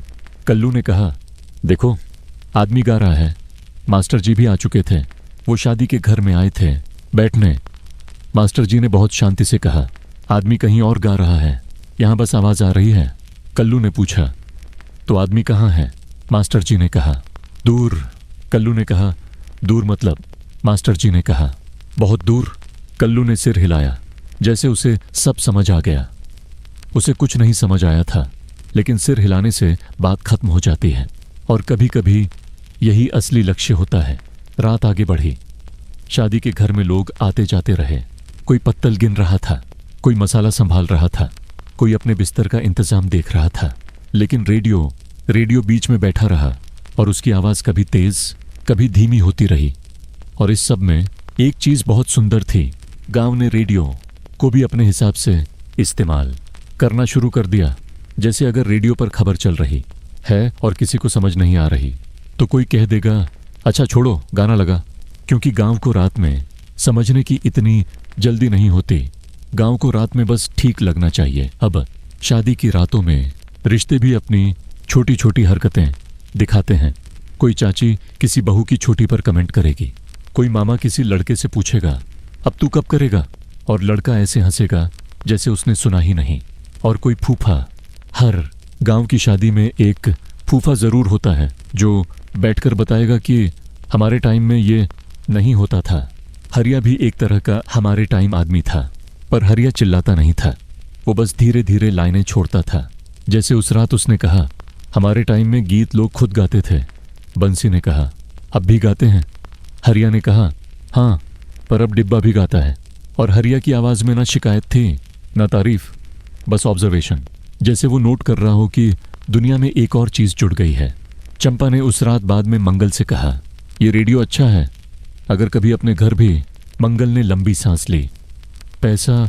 चंपा ने कहा, हाँ पता है। और ये वही बात थी जो हर नई चीज़ के साथ आती है, इच्छा और खर्चा। गांव में इच्छा बहुत साइलेंट होती है, खर्चा बहुत लाउड। खर्चा सामने खड़ा हो जाता है, ले आ अगर ला सकता है। मंगल ने कहा, देखेंगे। और देखेंगे फिर आया। गांव का सबसे पसंदीदा फ्यूचर टेंस, क्योंकि इससे उम्मीद भी रहती है और कमिटमेंट भी नहीं बनता। बहुत कन्वीनियंट और नींद के लिए भी सेफ। उस रात छोटू देर तक जागा। वो रेडियो के पास बैठा रहा। उसकी आंखें आधी खुली, आधी बंद। गाने की आवाज़ उसके दिमाग में लहरों की तरह चल रही थी। और फिर धीरे धीरे वो वही करने लगा जो बच्चे हमेशा करते हैं, वो उसी आवाज़ पर सो गया। रेडियो की आवाज़ धीमी होती गई। बंसी ने आखिर में उसे बंद किया। खरखर फिर से आई और फिर सन्नाटा और सन्नाटा। आते ही गांव की रात ने जैसे कहा, ठीक है, अब वापस अपने मोड में चलते हैं। लोग अपने अपने बिस्तर पर गए, कोई आंगन में, कोई छत पर, कोई अंदर कमरे में। और शादी का घर धीरे धीरे शांत हो गया। बस कहीं कहीं हल्की फुसफुसाहट और फिर धीरे धीरे वो भी बंद। लेकिन अब गांव की रातों में एक नई आदत आने वाली थी। आवाज़ बाहर से भी आ सकती है, और जब एक बार बाहर की आवाज़ घर में आ जाए तो घर के अंदर की बातें भी थोड़ा बदलने लगती हैं। लोग सोचते हैं दुनिया में और क्या क्या है, और ये सोच भी बहुत धीरे आती है, जैसे नींद के किनारे पर कोई सवाल बैठ जाए। और अगली कुछ रातों में यही रेडियो पूरे गांव का अट्रैक्शन बनने वाला था। लोग बहाने से शादी के घर आएंगे, बस देखने आए थे, और फिर रेडियो के पास बैठ जाएंगे। और बंसी, जो शहर वाला है, वो थोड़ी देर के लिए गांव का ऑपरेटर बन जाएगा। चैनल बदलने वाला, वॉल्यूम कम ज़्यादा करने वाला, और बीच बीच में यह बताने वाला कि ये दिल्ली से आ रहा है और दिल्ली से आ रहा है। सुनकर गांव वैसे ही रिएक्ट करेगा जैसे कोई कह दे समंदर से हवा आ रही है। मतलब ठीक है, बहुत दूर की बात है, पर हवा तो हवा है। अब शादी का दिन आने वाला है, और शादी के दिन के बाद वाली रात वो भी खास होती है, क्योंकि शादी के बाद गांव की रात में एक नई बहू आती है, और नई बहू के साथ एक नई साइलेंस आती है। थोड़ी झिझक, थोड़ा नया माहौल, और बहुत सारे लोगों की बहुत सारी निगाहें जो लाउड नहीं होती पर महसूस होती हैं। चलो अब हम उसी शादी के बाद वाली पहली रात की तरफ बढ़ते हैं, जहां घर में सब कुछ वही है, पर सबका व्यवहार थोड़ा बदल गया है।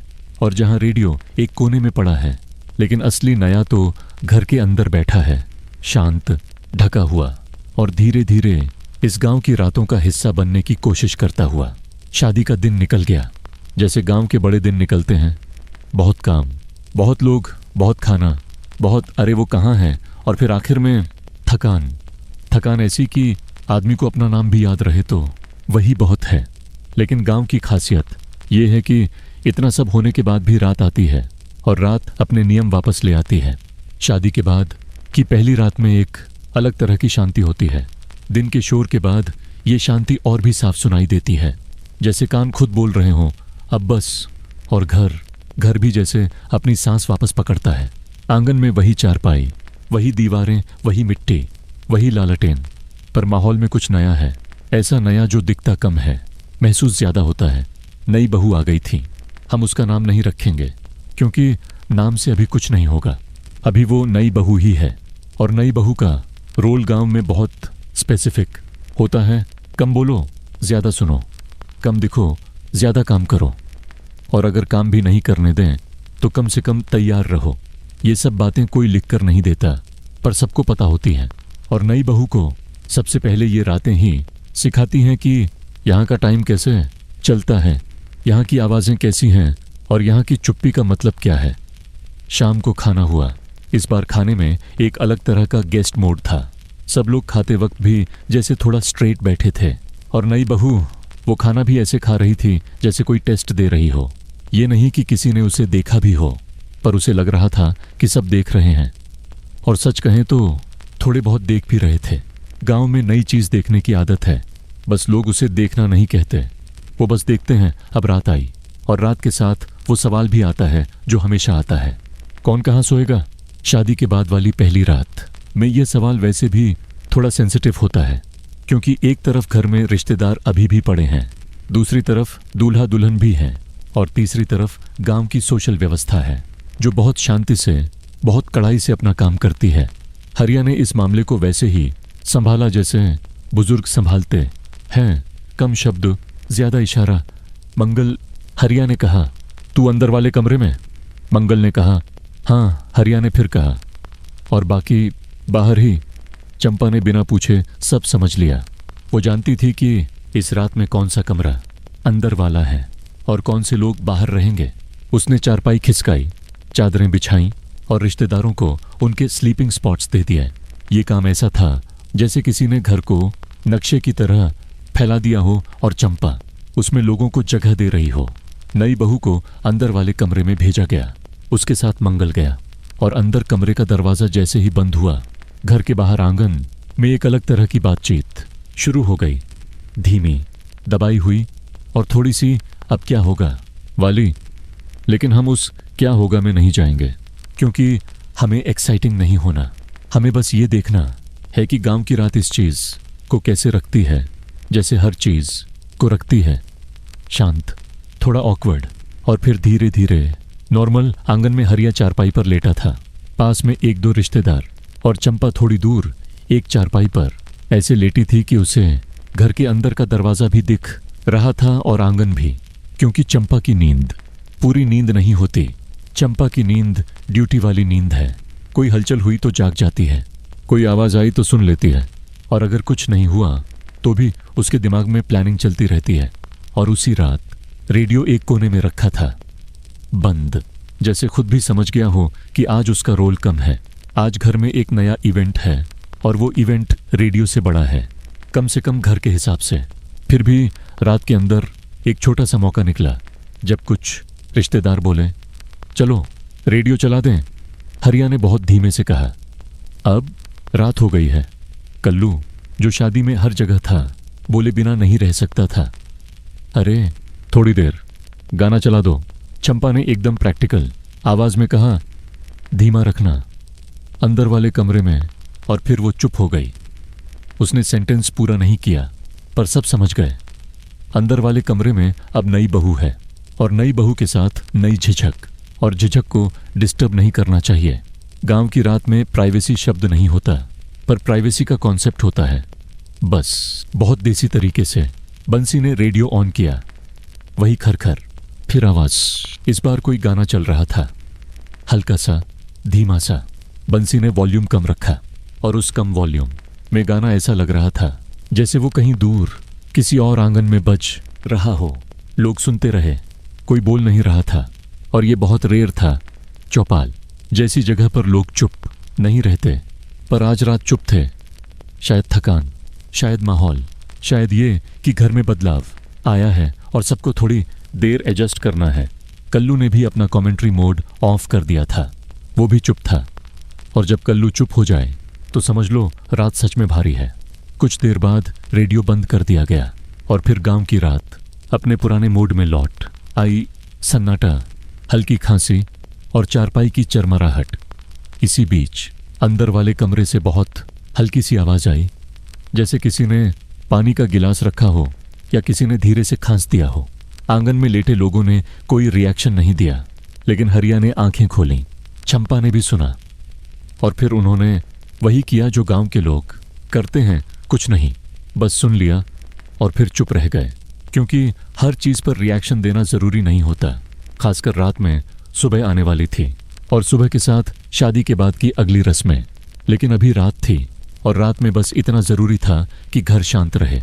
अब उस नई बहू के लिए ये रात बहुत लंबी थी, क्योंकि नई जगह, नए लोग, नया घर, और एक ऐसा सन्नाटा जो अपने आप में भारी होता है। वह शायद जाग रही थी, शायद सोच रही थी कि सुबह क्या होगा, किससे कैसे बात करनी है, कहाँ बैठना है, कब उठना है, और सबसे बड़ी बात, कैसे सही लगना है। गांव में सही लगना एक बड़ा काम है। शहर में लोग अपने आप बन जाते हैं, गांव में आदमी को अपने रोल में फिट होना पड़ता है, और रोल बहुत पुराने होते हैं। चंपा भी यही सब जानती थी। चंपा ने अपनी जिंदगी में बहुत बदलाव देखे थे, टॉर्च, अखबार, रेडियो, पर असल बदलाव तो यही होते हैं। एक नई बहू का आना, एक नए बच्चे का पैदा होना, किसी का बूढ़ा हो जाना, ये चीजें टेक्नोलॉजी से ज्यादा जीवन बदलती हैं। पर इनके बारे में कोई अखबार नहीं लिखता, कोई रेडियो नहीं बोलता। ये बस रात में धीरे धीरे घर के अंदर सेट हो जाती है। हरिया ने धीरे से कहा, नींद नहीं आ रही। किसी रिश्तेदार ने बोला, थकान है, आ जाएगी। हरिया ने कहा, हाँ, पर घर में नई चीज आई है। और नई चीज कहकर हरिया ने टॉर्च या रेडियो नहीं कहा, उसने नई बहू को कहा। लेकिन उसने उसे चीज नहीं बनाया, बस एक ऑब्जर्वेशन रखी, जैसे घर की हवा बदल गई हो। उसी रात बहुत देर बाद मंगल बाहर आया, बहुत धीरे से। आंगन में एक कोने में बैठा, शायद पानी पीने, शायद बस हवा लेने, और फिर वापस चला गया। किसी ने उससे कुछ नहीं पूछा, क्योंकि पूछना उस रात के मूड में फिट नहीं था और यही गांव की नरमी है। वो कुछ सवाल छोड़ देता है। वो जानता है कि कल सुबह सूरज आएगा और सब अपने आप नॉर्मल लगेगा। आज रात बस गुजर जाने दो। अब अगले कुछ दिनों में गांव की रातें फिर से चलने लगेंगी, लेकिन थोड़े नए पैटर्न के साथ। नई बहू धीरे धीरे बाहर बैठने लगेगी। पहले बहुत कम, फिर थोड़ा ज्यादा। पहले नजरें नीचे, फिर कभी कभी ऊपर, और लोग भी धीरे धीरे उसे अपने नॉर्मल में शामिल कर लेंगे। किसी दिन कोई चाची उससे कहेगी ये काम ऐसे होता है, और बहू हाँ कहेगी, और वही हाँ उसका पहला इंटीग्रेशन होगा। और इसी बीच बंसी वापस शहर चला जाएगा, लेकिन रेडियो शायद छोड़ जाए, या कम से कम गांव में रेडियो का टेस्ट छोड़ जाएगा। लोग याद रखेंगे कि डिब्बे में आवाज़ कैसी होती है, और फिर किसी दिन कोई बोलेगा अपने घर भी ले आओ, और मंगल फिर कहेगा देखेंगे। क्योंकि गांव में चीज़ें धीरे आती हैं, बहुत धीरे, पर रातों की हिस्ट्री वहीं से आगे बढ़ती है। छोटे छोटे बदलावों से। एक घर में रेडियो, दूसरे घर में घड़ी, किसी के पास टॉर्च, और अब एक नई बहू। सब मिलकर गांव को वही बनाते हैं जो वह है। और अगले हिस्से में हम उसी स्लो बदलाव को पकड़ेंगे, जब रेडियो की वजह से गांव की रातों में खबर एक रोज का हिस्सा बन जाती है, और खबर के साथ साथ बाहर की दुनिया की आवाज़ें, जैसे राजनीति, जैसे युद्ध की बातें, जैसे बड़े लोग क्या कर रहे हैं, पर हम उसे भी चिल रखेंगे। कोई टेंशन नहीं। बस एक और चीज़ जो रात के अंदर धीरे धीरे घुल जाती है। चलो अब उस रात की तरफ चलते हैं जब चौपाल पर पहली बार किसी ने रेडियो की खबर सुनकर कहा, अरे ये तो हमारे यहाँ भी असर करेगा। कुछ रातों बाद शादी का घर फिर से नॉर्मल की तरफ लौट आया। रिश्तेदार चले गए थे। आंगन की चारपाइयाँ अब कम थीं, बर्तन अब इतने सारे नहीं थे, और घर में वो हल्का सा खालीपन आ गया था जो बड़े इवेंट के बाद आता है। जैसे घर खुद कह रहा हो, ठीक है अब वापस रूटीन। नई बहू अब भी थी, पर वो अभी भी नई ही थी। वो धीरे चलती, धीरे बोलती, और ज्यादातर समय चुप रहती। चुप्पी में उसकी अपनी भाषा थी। संकोच, सुनना, और थोड़ा सा डर कि कहीं कुछ गलत ना हो जाए। पर धीरे धीरे वही चुप्पी आदत बन जाती है, और आदत गांव की सबसे मजबूत चीज है। और उसी आदत के बीच एक और चीज आदत बनने लगी, रेडियो। बंसी तो शहर चला गया था, लेकिन रेडियो यहीं रह गया था। क्यों? क्योंकि बंसी ने या तो उसे भूल जाने का नाटक किया था, या फिर उसने सोचा था कि गांव में उसकी याद ऐसे ही बनी रहेगी। और सच कहें तो ये चाल काम की। गांव में अब जब भी कोई बोलेगा रेडियो, तो साथ में बंसी का नाम भी निकलेगा। आदमी शहर में रहकर भी गांव में टिक जाता है, बस एक डिब्बा छोड़कर। रेडियो पहले घर में ही चलता था। धीरे धीरे शाम के बाद, जब काम थोड़ा कम हो जाए और रात पूरी तरह बैठ जाए, मंगल कभी कभी उसे ऑन करता, कभी कभी हरिया। पर असली ऑनप्रेटर तो किशन बनने लगा था, टॉर्च वाला किशन। क्योंकि टॉर्च और रेडियो दोनों नई चीज वाली सोच में फिट बैठते थे। किशन को बटन दबाने में मजा आता था, और गांव में बटन दबाने का मजा अलग होता है, क्योंकि बाकी सब काम तो हाथ से करना पड़ता है। अब जिस रात की हम बात कर रहे हैं, उस रात चौपाल पर एक छोटा सा जमावड़ा था। कोई बहुत बड़ा नहीं, बस वही रोज वाला। कुछ आदमी जो दिन भर के बाद बाहर बैठना पसंद करते हैं, क्योंकि घर में बच्चों की आवाज और काम की गंध होती है, और बाहर थोड़ी हवा और अपनी मर्जी की चुप्पी। रेडियो भी चौपाल पर लाया गया था। ये पहली बार नहीं था, पर अब ये कमाल की बात नहीं रह गई थी। अब ये ठीक है चला लो वाली चीज बन गई थी। और जब कोई चीज कमाल से रूटीन बन जाए, तभी वो असली बदलाव होती है। किशन ने रेडियो रखा, नॉब घुमाया, वही खरखर, फिर आवाज, और फिर खबरें हमेशा थोड़ी भारी होती हैं। शब्द बड़े बड़े, टोन सीधा, और बीच बीच में ऐसे नाम जिनका गांव से कोई लेना देना नहीं लगता, पर फिर भी लोग सुनते हैं। क्योंकि बाहर की दुनिया की आवाज सुनना एक अलग तरह की आदत है। पहले गांव सिर्फ अपने बारे में सुनता था, अब गांव दूसरों के बारे में भी सुन रहा था, और दूसरों के बारे में सुनकर आदमी अपने बारे में भी सोचने लगता है। ये एक छोटा सा मेंटल ट्रिक है। रेडियो पर उस रात कोई सरकारी आदमी बोल रहा था। वो बोल रहा था कि अब नए नियम और कहीं कुछ बदलाव, और लोगों को ध्यान देना चाहिए। मंगल ने धीरे से कहा, ये नियम क्या है? मास्टर जी वहीं थे। उन्होंने कहा, किसी योजना की बात हो रही है। कल्लू ने कहा, योजना मतलब टैक्स। मास्टर जी ने कल्लू को देखा और शांत तरीके से कहा, हर चीज टैक्स नहीं होती। कल्लू ने बिना रुके कहा, शहर में सब टैक्स होता है। और इस लाइन में कल्लू का अपना डर था। शहर उसके लिए बस चमक नहीं था।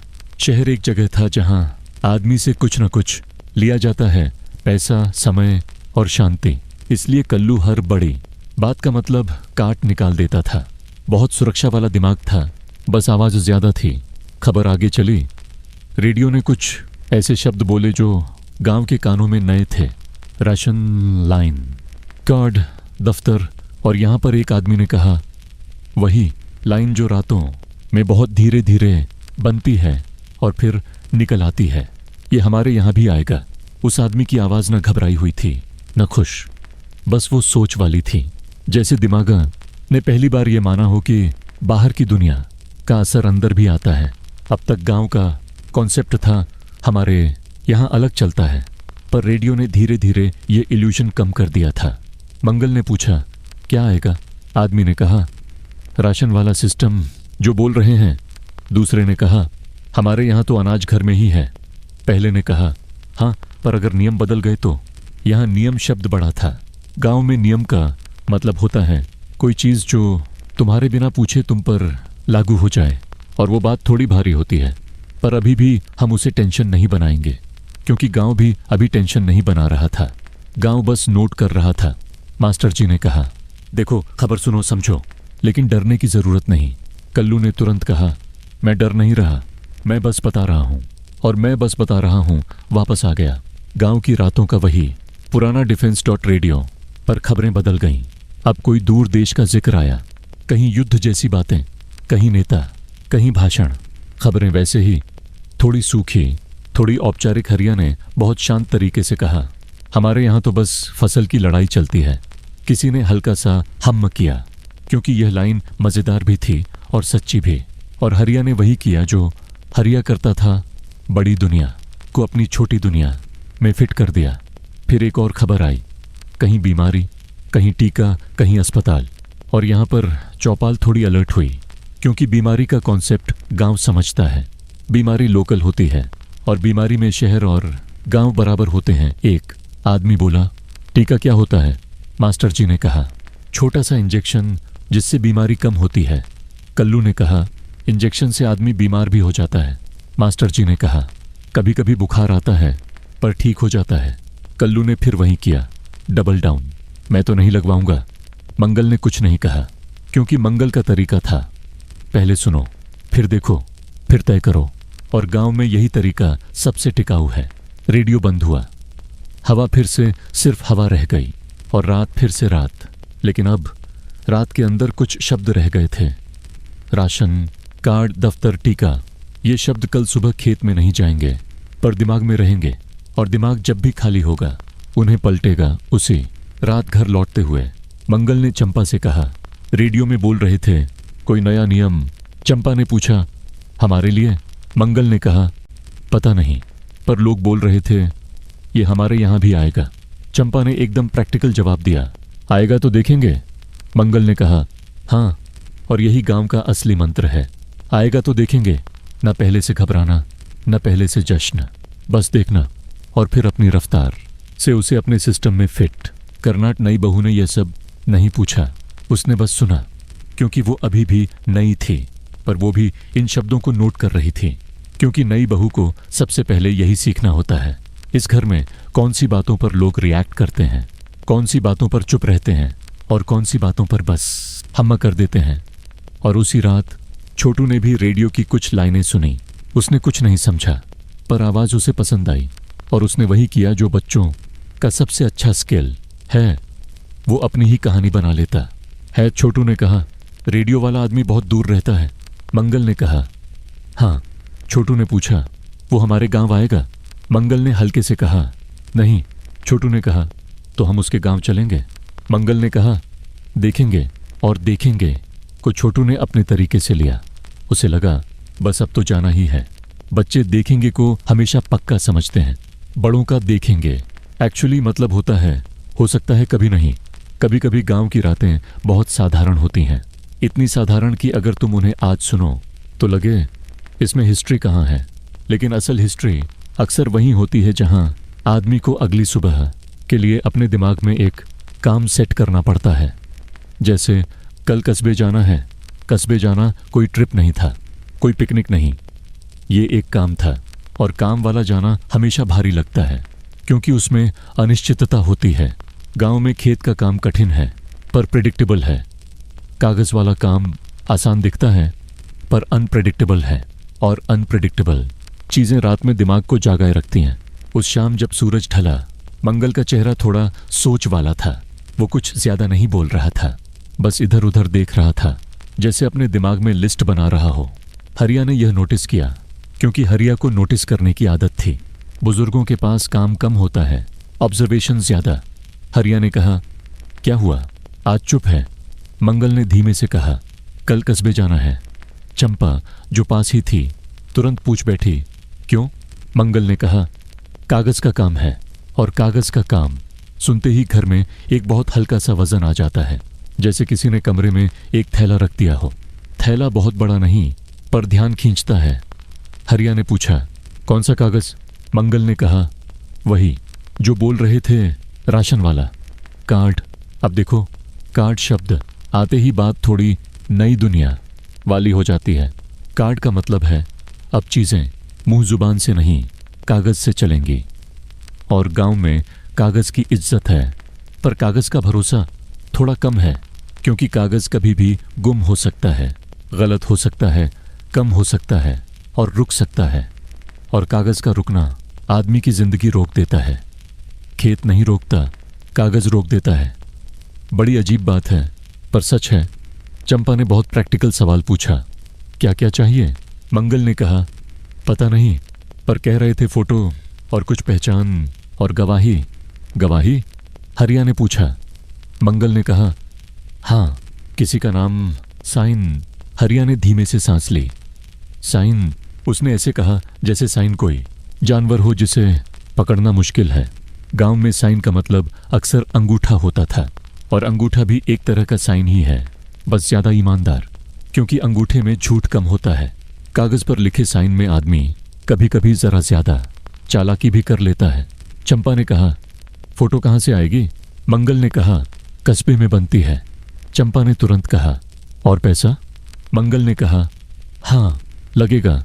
और यह लगेगा भी एक भारी शब्द है, क्योंकि लगेगा का मतलब है बचत से कटेगा, और बचत गांव में बहुत धीरे बनती है, जैसे बूंद बूंद।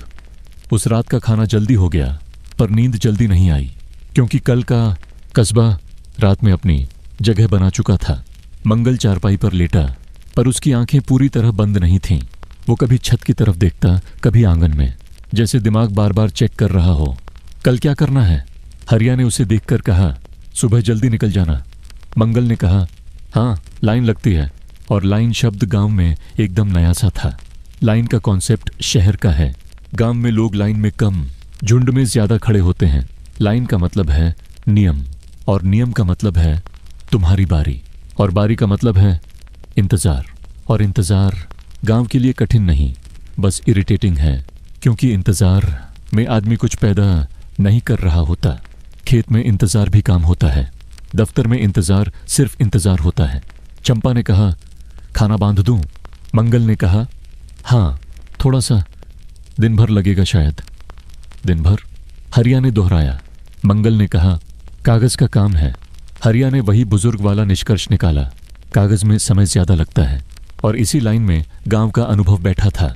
खेती में मौसम का इंतजार, शादी में रिश्तेदार का इंतजार, लेकिन कागज में आदमी का इंतजार।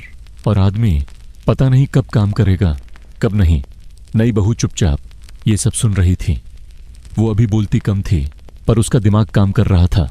उसे समझ आ रहा था कि कल घर में मंगल नहीं होगा, और मंगल नहीं होगा तो घर की जिम्मेदारी थोड़ी और बढ़ जाएगी। और नई बहू के लिए जिम्मेदारी का मतलब था और ज्यादा। सावधानी छोटू ने पूछा, कस्बा क्या होता है? चंपा ने कहा, जहां दुकानें ज्यादा होती हैं। छोटू ने पूछा, वहां खिलौने भी होते हैं? मंगल ने उसकी तरफ देखकर हल्की मुस्कान दी। होते हैं, छोटू ने तुरंत कहा। तो मेरे लिए? मंगल ने कहा, देखेंगे और देखेंगे। फिर से बच्चे के दिमाग में पक्का बन गया। छोटू अपनी ही दुनिया में चला गया, खिलौने वाली दुनिया। उसे कागज, लाइन, साइन कुछ नहीं चाहिए था। उसे बस कस्बे का खिलौना चाहिए था। और ऑनेस्टली उस रात की नींद भी उसी खिलौने पर आ सकती थी। बच्चे बड़े लोगों की टेंशन को अपने तरीके से क्यूट बना देते हैं। अब रात आगे बढ़ी।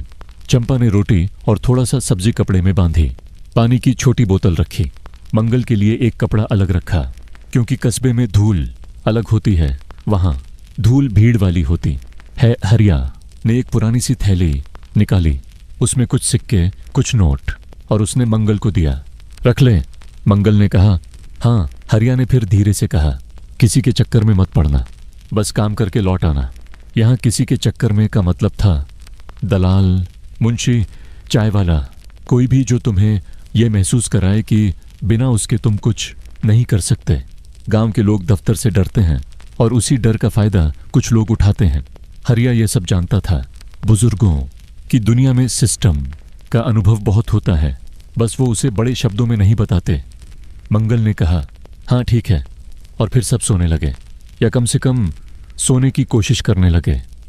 लेकिन देखो, ऐसी रातों में नींद ऐसे नहीं आती जैसे सामान्य रातों में आती है।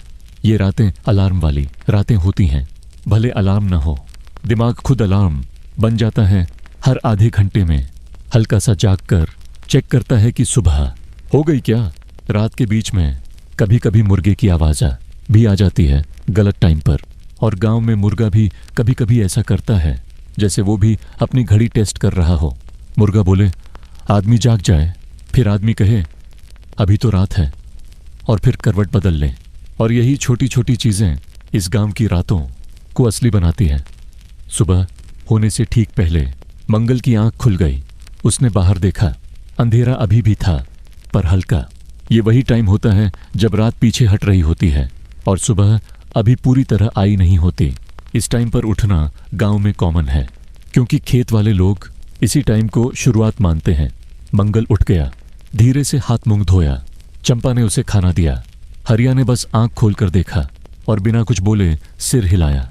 नई बहू ने भी अंदर से आवाज नहीं निकाली, बस उसने दरवाजे के पास खड़े होकर देखा, जैसे वो मंगल को सफर पर छोड़ रही हो। भले सफर बस कस्बे तक हो। और मंगल निकल पड़ा। अब उस दिन की असली कहानी दिन में होगी, कस्बे में, लाइन में, कागज में, फोटो में। लेकिन हमारी कहानी रातों की है, इसलिए हम यह देखेंगे कि मंगल जब वापस आएगा तो उसकी रात कैसी होगी। क्योंकि कस्बे से लौटकर आदमी सिर्फ थकान नहीं लाता, वो साथ में सिस्टम का स्वाद भी लाता है, और वो स्वाद अक्सर थोड़ा कड़वा होता है।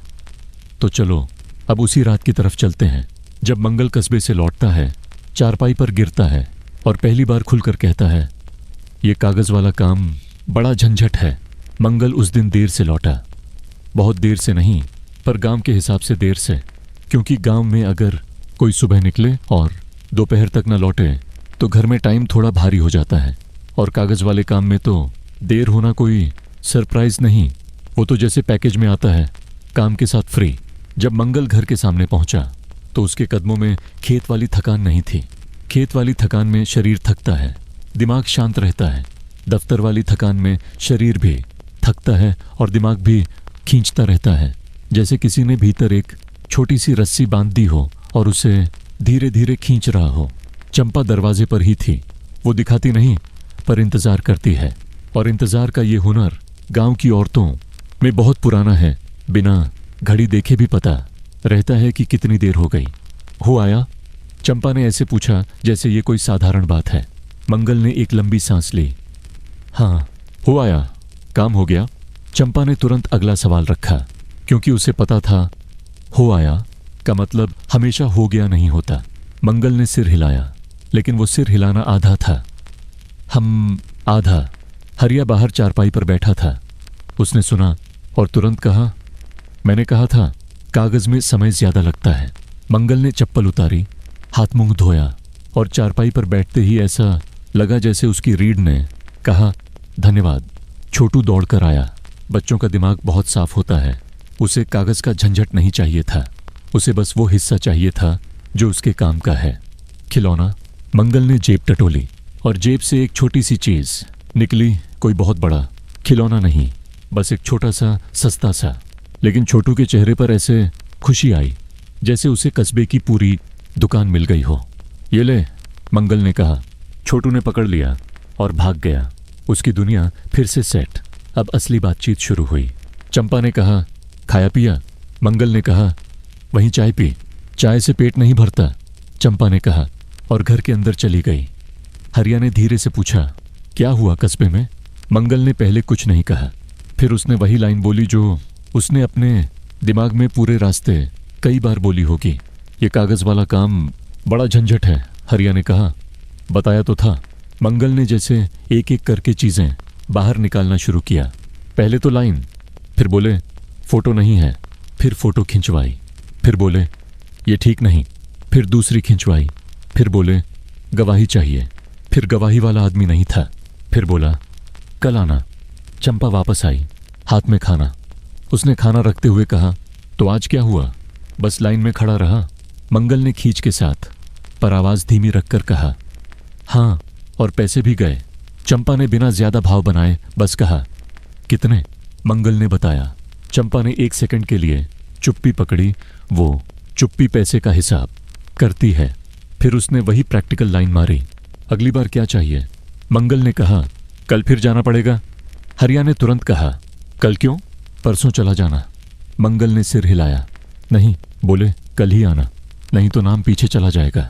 अब नाम पीछे चला जाएगा सुनकर हरिया भी थोड़ा सीधा हो गया। गांव में नाम का पीछे जाना बहुत खराब माना जाता है। चाहे शादी की लिस्ट हो, खेत की बारी हो या सरकारी कागज। नाम अगर पीछे चला गया तो आदमी खुद को पीछे हुआ महसूस करता है। चंपा ने कहा, किसको साथ ले जाएगा? अकेला जाएगा तो फिर? मंगल ने कहा, किशन को बोल दूंगा, वो कस्बे का रास्ता जानता है। हरिया ने कहा, किशन अच्छा है पर उसकी जुबान तेज है। दफ्तर में ज्यादा बोलना मत। और ये सलाह बहुत सही थी। दफ्तर में ज्यादा बोलो तो काम आगे नहीं बढ़ता, बस ईगो आगे बढ़ती है। गांव वालों को यह सीख धीरे धीरे आती है और बहुत महंगी पड़ती है। नई बहू अंदर से बाहर आई। वो अब थोड़ी सी बाहर बैठने लगी थी, पर बहुत किनारे पर, जैसे खुद को दिखाना नहीं है, बस मौजूद होना है। उसने कुछ नहीं पूछा, बस सुना।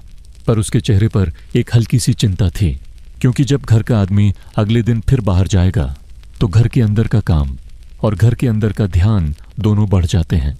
हरिया ने नई बहू की तरफ देखकर बहुत साधारण तरीके से कहा, बहू कल सुबह जल्दी उठ जाना, मंगल को जल्दी निकलना है। नई बहू ने धीमे से कहा, हाँ, बस इतना।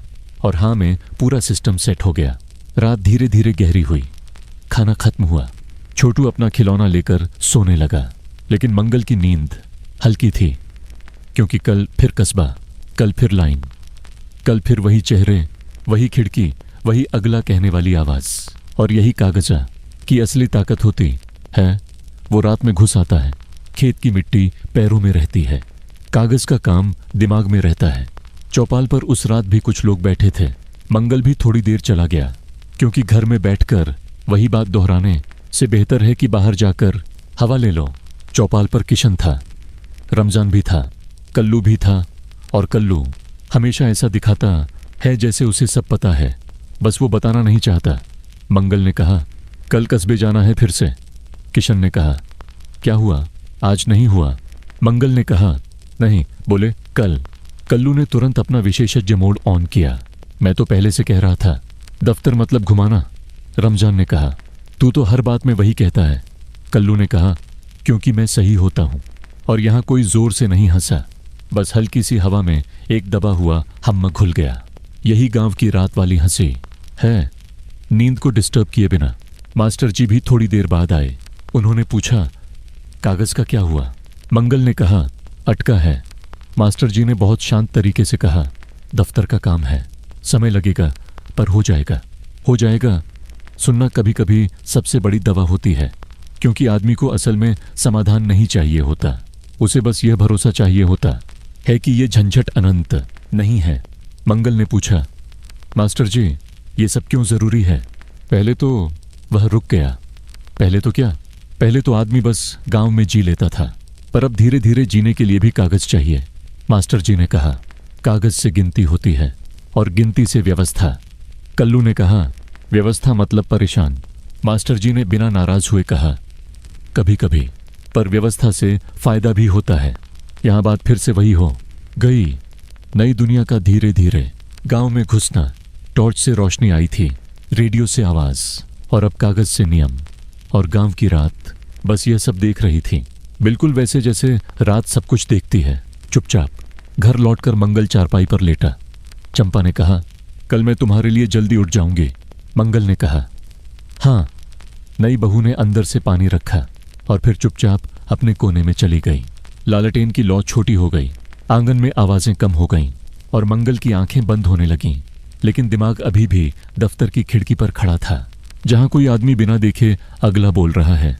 और इसी अगला के साथ अगली रात की कहानी भी तैयार हो गई। अगली सुबह मंगल जल्दी उठ गया। वैसी सुबह नहीं कि आसमान चमक रहा हो, बस इतनी सुबह कि अंधेरा पीछे हट रहा हो और हवा में हल्का सा दिन आने वाला है, टाइप कुछ खुल रहा हो। चंपा पहले से जाग रही थी, क्योंकि चंपा का पहले से जागना कोई स्पेशल बात नहीं, ये उसका डिफॉल्ट है। नई बहू भी उठी, बहुत धीमे, बिना आवाज। उसने पानी रखा और रसोई वाले कोने में थोड़ा हाथ बंटाया। ये सब ऐसे हुआ जैसे घर का सिस्टम उसे धीरे धीरे अपने अंदर खींच रहा हो, ना जोर से ना जल्दी, बस लगातार। मंगल ने खाना बांधा। चंपा ने कपड़े में रोटी और थोड़ा सा साग रखा। हरिया ने वही पुरानी थैली में से कुछ सिक्के निकाले और मंगल की हथेली पर रख दिए। कोई भाषण नहीं, बस एक छोटी सी थपकी वाली नजर। ध्यान से। किशन बाहर इंतजार कर रहा था। टॉर्च वाला किशन आज सुबह भी वहीं था, लेकिन उसके चेहरे पर हल्का सा गर्व था, क्योंकि आज वो साथ चलने वाला था। कस्बे का रास्ता उसे पता था, और रास्ता पता होना गांव में एक बड़ी योग्यता है। शहर में लोग गूगल देखते हैं, गांव में लोग आदमी देखते हैं। दोनों निकल पड़े। गांव का रास्ता धीरे धीरे पीछे छूटने लगा। खेत, मेढ़, कच्चा रास्ता, और फिर वो जगह जहां से कस्बे की हवा शुरू होती है। थोड़ी अलग, थोड़ी ज्यादा धूल, और थोड़ी ज्यादा जल्दी कस्बे में पहुंचते ही वही माहौल, दुकानें, आवाजें और लोगों के चेहरों पर एक अजीब सी जल्दी, जैसे सबको सब कुछ अभी चाहिए। मंगल इस अभी वाले माहौल में वैसे भी थोड़ा असहज रहता था। गांव का आदमी अभी नहीं, फिर में जीता है, लेकिन आज उसे अभी के सिस्टम में काम करना था। दफ्तर की तरफ जाते ही लाइन दिखी, वही लाइन जो असल में लाइन कम और खड़े होने का एक धैर्य टेस्ट ज्यादा होती है। मंगल ने एक लंबी सांस ली। किशन ने धीमे से कहा, पहले से लाइन पकड़ लो, नहीं तो बाद में। मंगल ने सिर हिलाया और लाइन में लग गया। वही खिड़की, वही कागज, वही रजिस्टर, वही अगला वाली आवाज जो आदमी की आंखों में कम और उसके कानों में ज्यादा लगती है। कुछ देर बीती, धूप चढ़ी, पसीना आया और लाइन धीमे धीमे आगे बढ़ी। फिर जब मंगल की बारी आई तो वही वाला आदमी बोला, कागज। मंगल ने कागज दिए, फोटो दिए, कल की कमियां वाले कागज भी दिए। आदमी ने एक नजर डाली और ऐसे चेहरा बनाया जैसे वो पहली बार देख रहा हो, जबकि असल में वो हर दिन यही देखता होगा।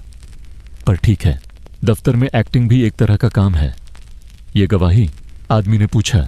मंगल ने कहा, गवाही वाला आदमी बाहर है, बुलाओ। आवाज आई। मंगल बाहर निकला और वहीं पर असली छोटी सी चीज हुई। किशन ने किसी को देखा। उस किसी को हम नाम नहीं देंगे, बस इतना समझ लो वो कस्बे का लोकल आदमी था। ऐसा आदमी जो सबको जानता है और जिसे देखकर लोगों को लगता है कि यहाँ काम हो सकता है। किशन ने बहुत हल्के से कहा, भाई जरा देख लेना, गांव का आदमी है। उस आदमी ने कुछ नहीं कहा, बस सिर हिलाया, और उसी सिर हिलाने में दफ्तर का पहिया थोड़ा कम चीखने लगा। मंगल ने यह सब देखा और उसके चेहरे पर कोई खुशी नहीं आई, बस एक थकी हुई समझ आई कि यहाँ सिर्फ कागज नहीं चलता, यहाँ पहचान भी चलती है। और इस समझ में मजा नहीं होता, बस एक चुप सी स्वीकार्यता होती है। गवाही वाला आदमी अंदर गया, अंगूठा लगा, एक दो सवाल हुए और फिर बहुत साधारण तरीके से, बिना किसी जीत के जश्न के, काम आगे बढ़ गया। हो जाएगा। खिड़की से आवाज आई। मंगल ने पूछा, कब? कुछ दिन में, जवाब आया। और कुछ दिन में सुनकर मंगल ने वही किया जो गांव का आदमी करता है। उसने अंदर से राहत ली, पर बाहर से बस हम्म किया, क्योंकि दफ्तर में भाव दिखाना भी रिस्की होता है। कहीं वो आदमी तुम्हारी राहत देखकर फिर से दो कागज और न मांग ले। बाहर आकर मंगल और किशन थोड़ी देर चाय की दुकान पर बैठे। चाय वैसी नहीं थी जैसी घर में होती है। इसमें चीनी ज्यादा, सुकून कम, पर गर्म थी और हाथों को पकड़ने के लिए कुछ दे रही थी। किशन ने कहा, देखा, हो गया ना? मंगल ने कहा, हाँ, पर यह भी किशन ने समझ लिया। जान पहचान? मंगल ने बस गर्दन हिलाई। कोई भाषण नहीं, बस एक चुप। फिर उसने कहा, चल घर चलें। वापसी में रास्ता वहीं था, पर महसूस अलग, क्योंकि अब मंगल के सिर पर कल फिर वाला बोझ नहीं था। अब बस कुछ दिन में वाला इंतजार था, जो गांव के लिए ठीक ठाक है। गांव इंतजार जानता है। गांव मौसम का इंतजार करता है, फसल का इंतजार करता है, इंसान का इंतजार करता है। अब कागज का भी कर लेगा, क्योंकि क्यों नहीं। गांव के पास पहुंचते ही हवा फिर से नरम लगने लगी, शोर कम, धूल धीमी, और रास्ता जाना पहचाना। घर के सामने पहुंचे तो चंपा बाहर थी। उसने देखा और आंखों से ही पूछ लिया, क्या हुआ? मंगल ने कहा, हो जाएगा। चंपा ने बस ठीक कहा, और उसी ठीक में घर का पूरा टेंशन उतर गया। बिना उतारे हरिया ने पूछा, काम? मंगल ने कहा, चल पड़ा है। हरिया ने सिर हिलाया। चल पड़ा, ठीक है।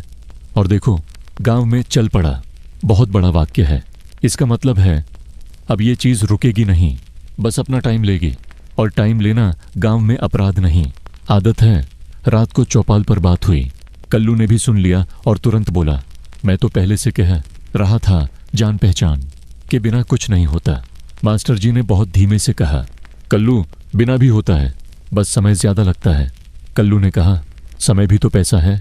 मास्टर जी ने कहा, हाँ, और धैर्य भी तो होता है। और फिर सब शांत हो गए, क्योंकि रात धैर्य मांगती है और गांव उसे दे देता है, बस अपने तरीके से। घर लौटकर मंगल चारपाई पर लेटा। आज उसकी नींद थोड़ी पक्की थी। चंपा ने लालटेन कम कर दी। नई बहू ने अंदर से पानी रखा और फिर चुपचाप बैठ गई। अब वो चुप्पी में डर कम था, आदत ज्यादा। छोटू सोने से पहले बोला, कस्बे में और खिलौने थे? मंगल ने बहुत धीमे से कहा, थे। छोटू ने पूछा, फिर ले आओगे? मंगल ने कहा, देखेंगे, और इस बार देखेंगे में वो पुरानी टालने वाली बात नहीं थी। इसमें बस एक नरम सा वादा था कि कभी किसी दिन ठीक समय पर रात गहरी हुई। रेडियो बंद पड़ा था, टॉर्च कहीं रखी थी, अखबार किसी पुराने संदूक में होगा। कागज वाला काम चल पड़ा था, और गांव अपनी उसी गति से सांस ले रहा था। कुछ दिन बीते, फिर कुछ महीने, और फिर कुछ साल। हम उन्हें गिनेंगे नहीं, क्योंकि गांव भी उन्हें ऐसे नहीं गिनता। गांव कहता है उसके बाद, और इसी उसके बाद में पूरा समय छुप जाता है। धीरे धीरे गांव में और चीजें आईं। किसी घर में दूसरा रेडियो, किसी घर में पक्की दीवार, कहीं बिजली के खंभे सच में दिखे। और जब पहली बार रात में बल्ब जला तो भी गांव ने कोई बड़ा शोर नहीं किया, बस लोगों ने देखा और फिर वही किया जो गांव हमेशा करता है। हम ठीक है, क्योंकि रोशनी बदल जाए, पर रात का काम नहीं बदलता। रात का काम है दिन का बोझ उतारना। हरिया और बूढ़ा हुआ, उसकी आवाज और धीमी, उसके किस्से और छोटे। वो अब कम बोलता, ज्यादा सुनता। और एक दिन वो बस चारपाई पर लेटा रहा और फिर अगली सुबह नहीं उठा। गांव में कुछ चीजें ऐसे ही होती हैं, बिना घोषणा, बिना क्लाइमैक्स, बस एक खाली जगह छोड़कर। मंगल अब हरिया की जगह बैठने लगा, चौपाल पर भी, घर में भी। चंपा की जिम्मेदारी पहले जैसी ही रही, बस नाम बदल गए, चेहरे बदल गए। नई बहू अब नई नहीं रही थी। वो खुद किसी दिन किसी और को नई कहने लगी, और उसने भी वही किया जो चंपा ने किया था। कम बोलकर भी पूरा घर चला दिया। छोटू बड़ा हुआ, उसके हाथों में मिट्टी आई, उसके पैरों में खेत, और उसकी आंखों में कभी कभी कस्बे की चमक। पर रात में जब वो चारपाई पर लेटता तो उसे भी वही आवाजें सुनाई देती, कुत्ता, हवा, कहीं दूर की खांसी। बस अब बीच बीच में बिजली का हल्का सा भनभनाना भी आ जाता, और रेडियो की आवाज भी कभी कभी। और एक रात, कोई खास नहीं, छोटू ने, अब छोटू नहीं, अब आदमी, अपने घर के आंगन में लेटकर कहा, ये गांव बदल गया। चंपा ने, जो अब बूढ़ी हो चुकी थी, बहुत धीमे से कहा, हाँ। फिर एक छोटा सा पॉज, और फिर चंपा ने जोड़ा, पर रात वही है। और यह बात सुनकर वह आदमी जो कभी छोटू था, हल्का सा मुस्कुरा दिया, क्योंकि सच में रात वही थी। बस रात में अब कुछ एक्स्ट्रा चीजें जुड़ गई थीं। एक बल्ब, एक घड़ी, एक रेडियो, कुछ कागज, कुछ नियम, कुछ नई बातें। पर फिर भी जब सब सो जाते तो गांव की असली पहचान वापस आ जाती। धीमी सांसें, मिट्टी की खुशबू और वो शांति जो शहर में लोग ढूंढते हैं और गांव में बस रहती है। अब 100 साल पुरानी रातों का अंत ऐसे नहीं होता कि कोई पर्दा गिर जाए। गांव कोई थिएटर नहीं, गांव एक आदत है और आदतें खत्म नहीं होती, बस अगली आदत में बदल जाती हैं। तो अगर आज की रात तुम इस कहानी को सुनते सुनते सो रहे हो तो बहुत संभव है कि कहीं किसी गुमनाम गांव में भी कोई आंगन में लेटा हो और वही हवा महसूस कर रहा हो। कोई लालटेन नहीं तो बल्ब होगा, कोई रेडियो नहीं तो फोन होगा, पर नींद वही पुरानी। और बस यही एंड है, क्योंकि एक गुमनाम गांव की 100 साल पुरानी रातें किसी एक घटना से नहीं बनती, वो बनती हैं हर रात से। और हर रात आखिर में वही करती है, धीरे से सबको सुला देती है।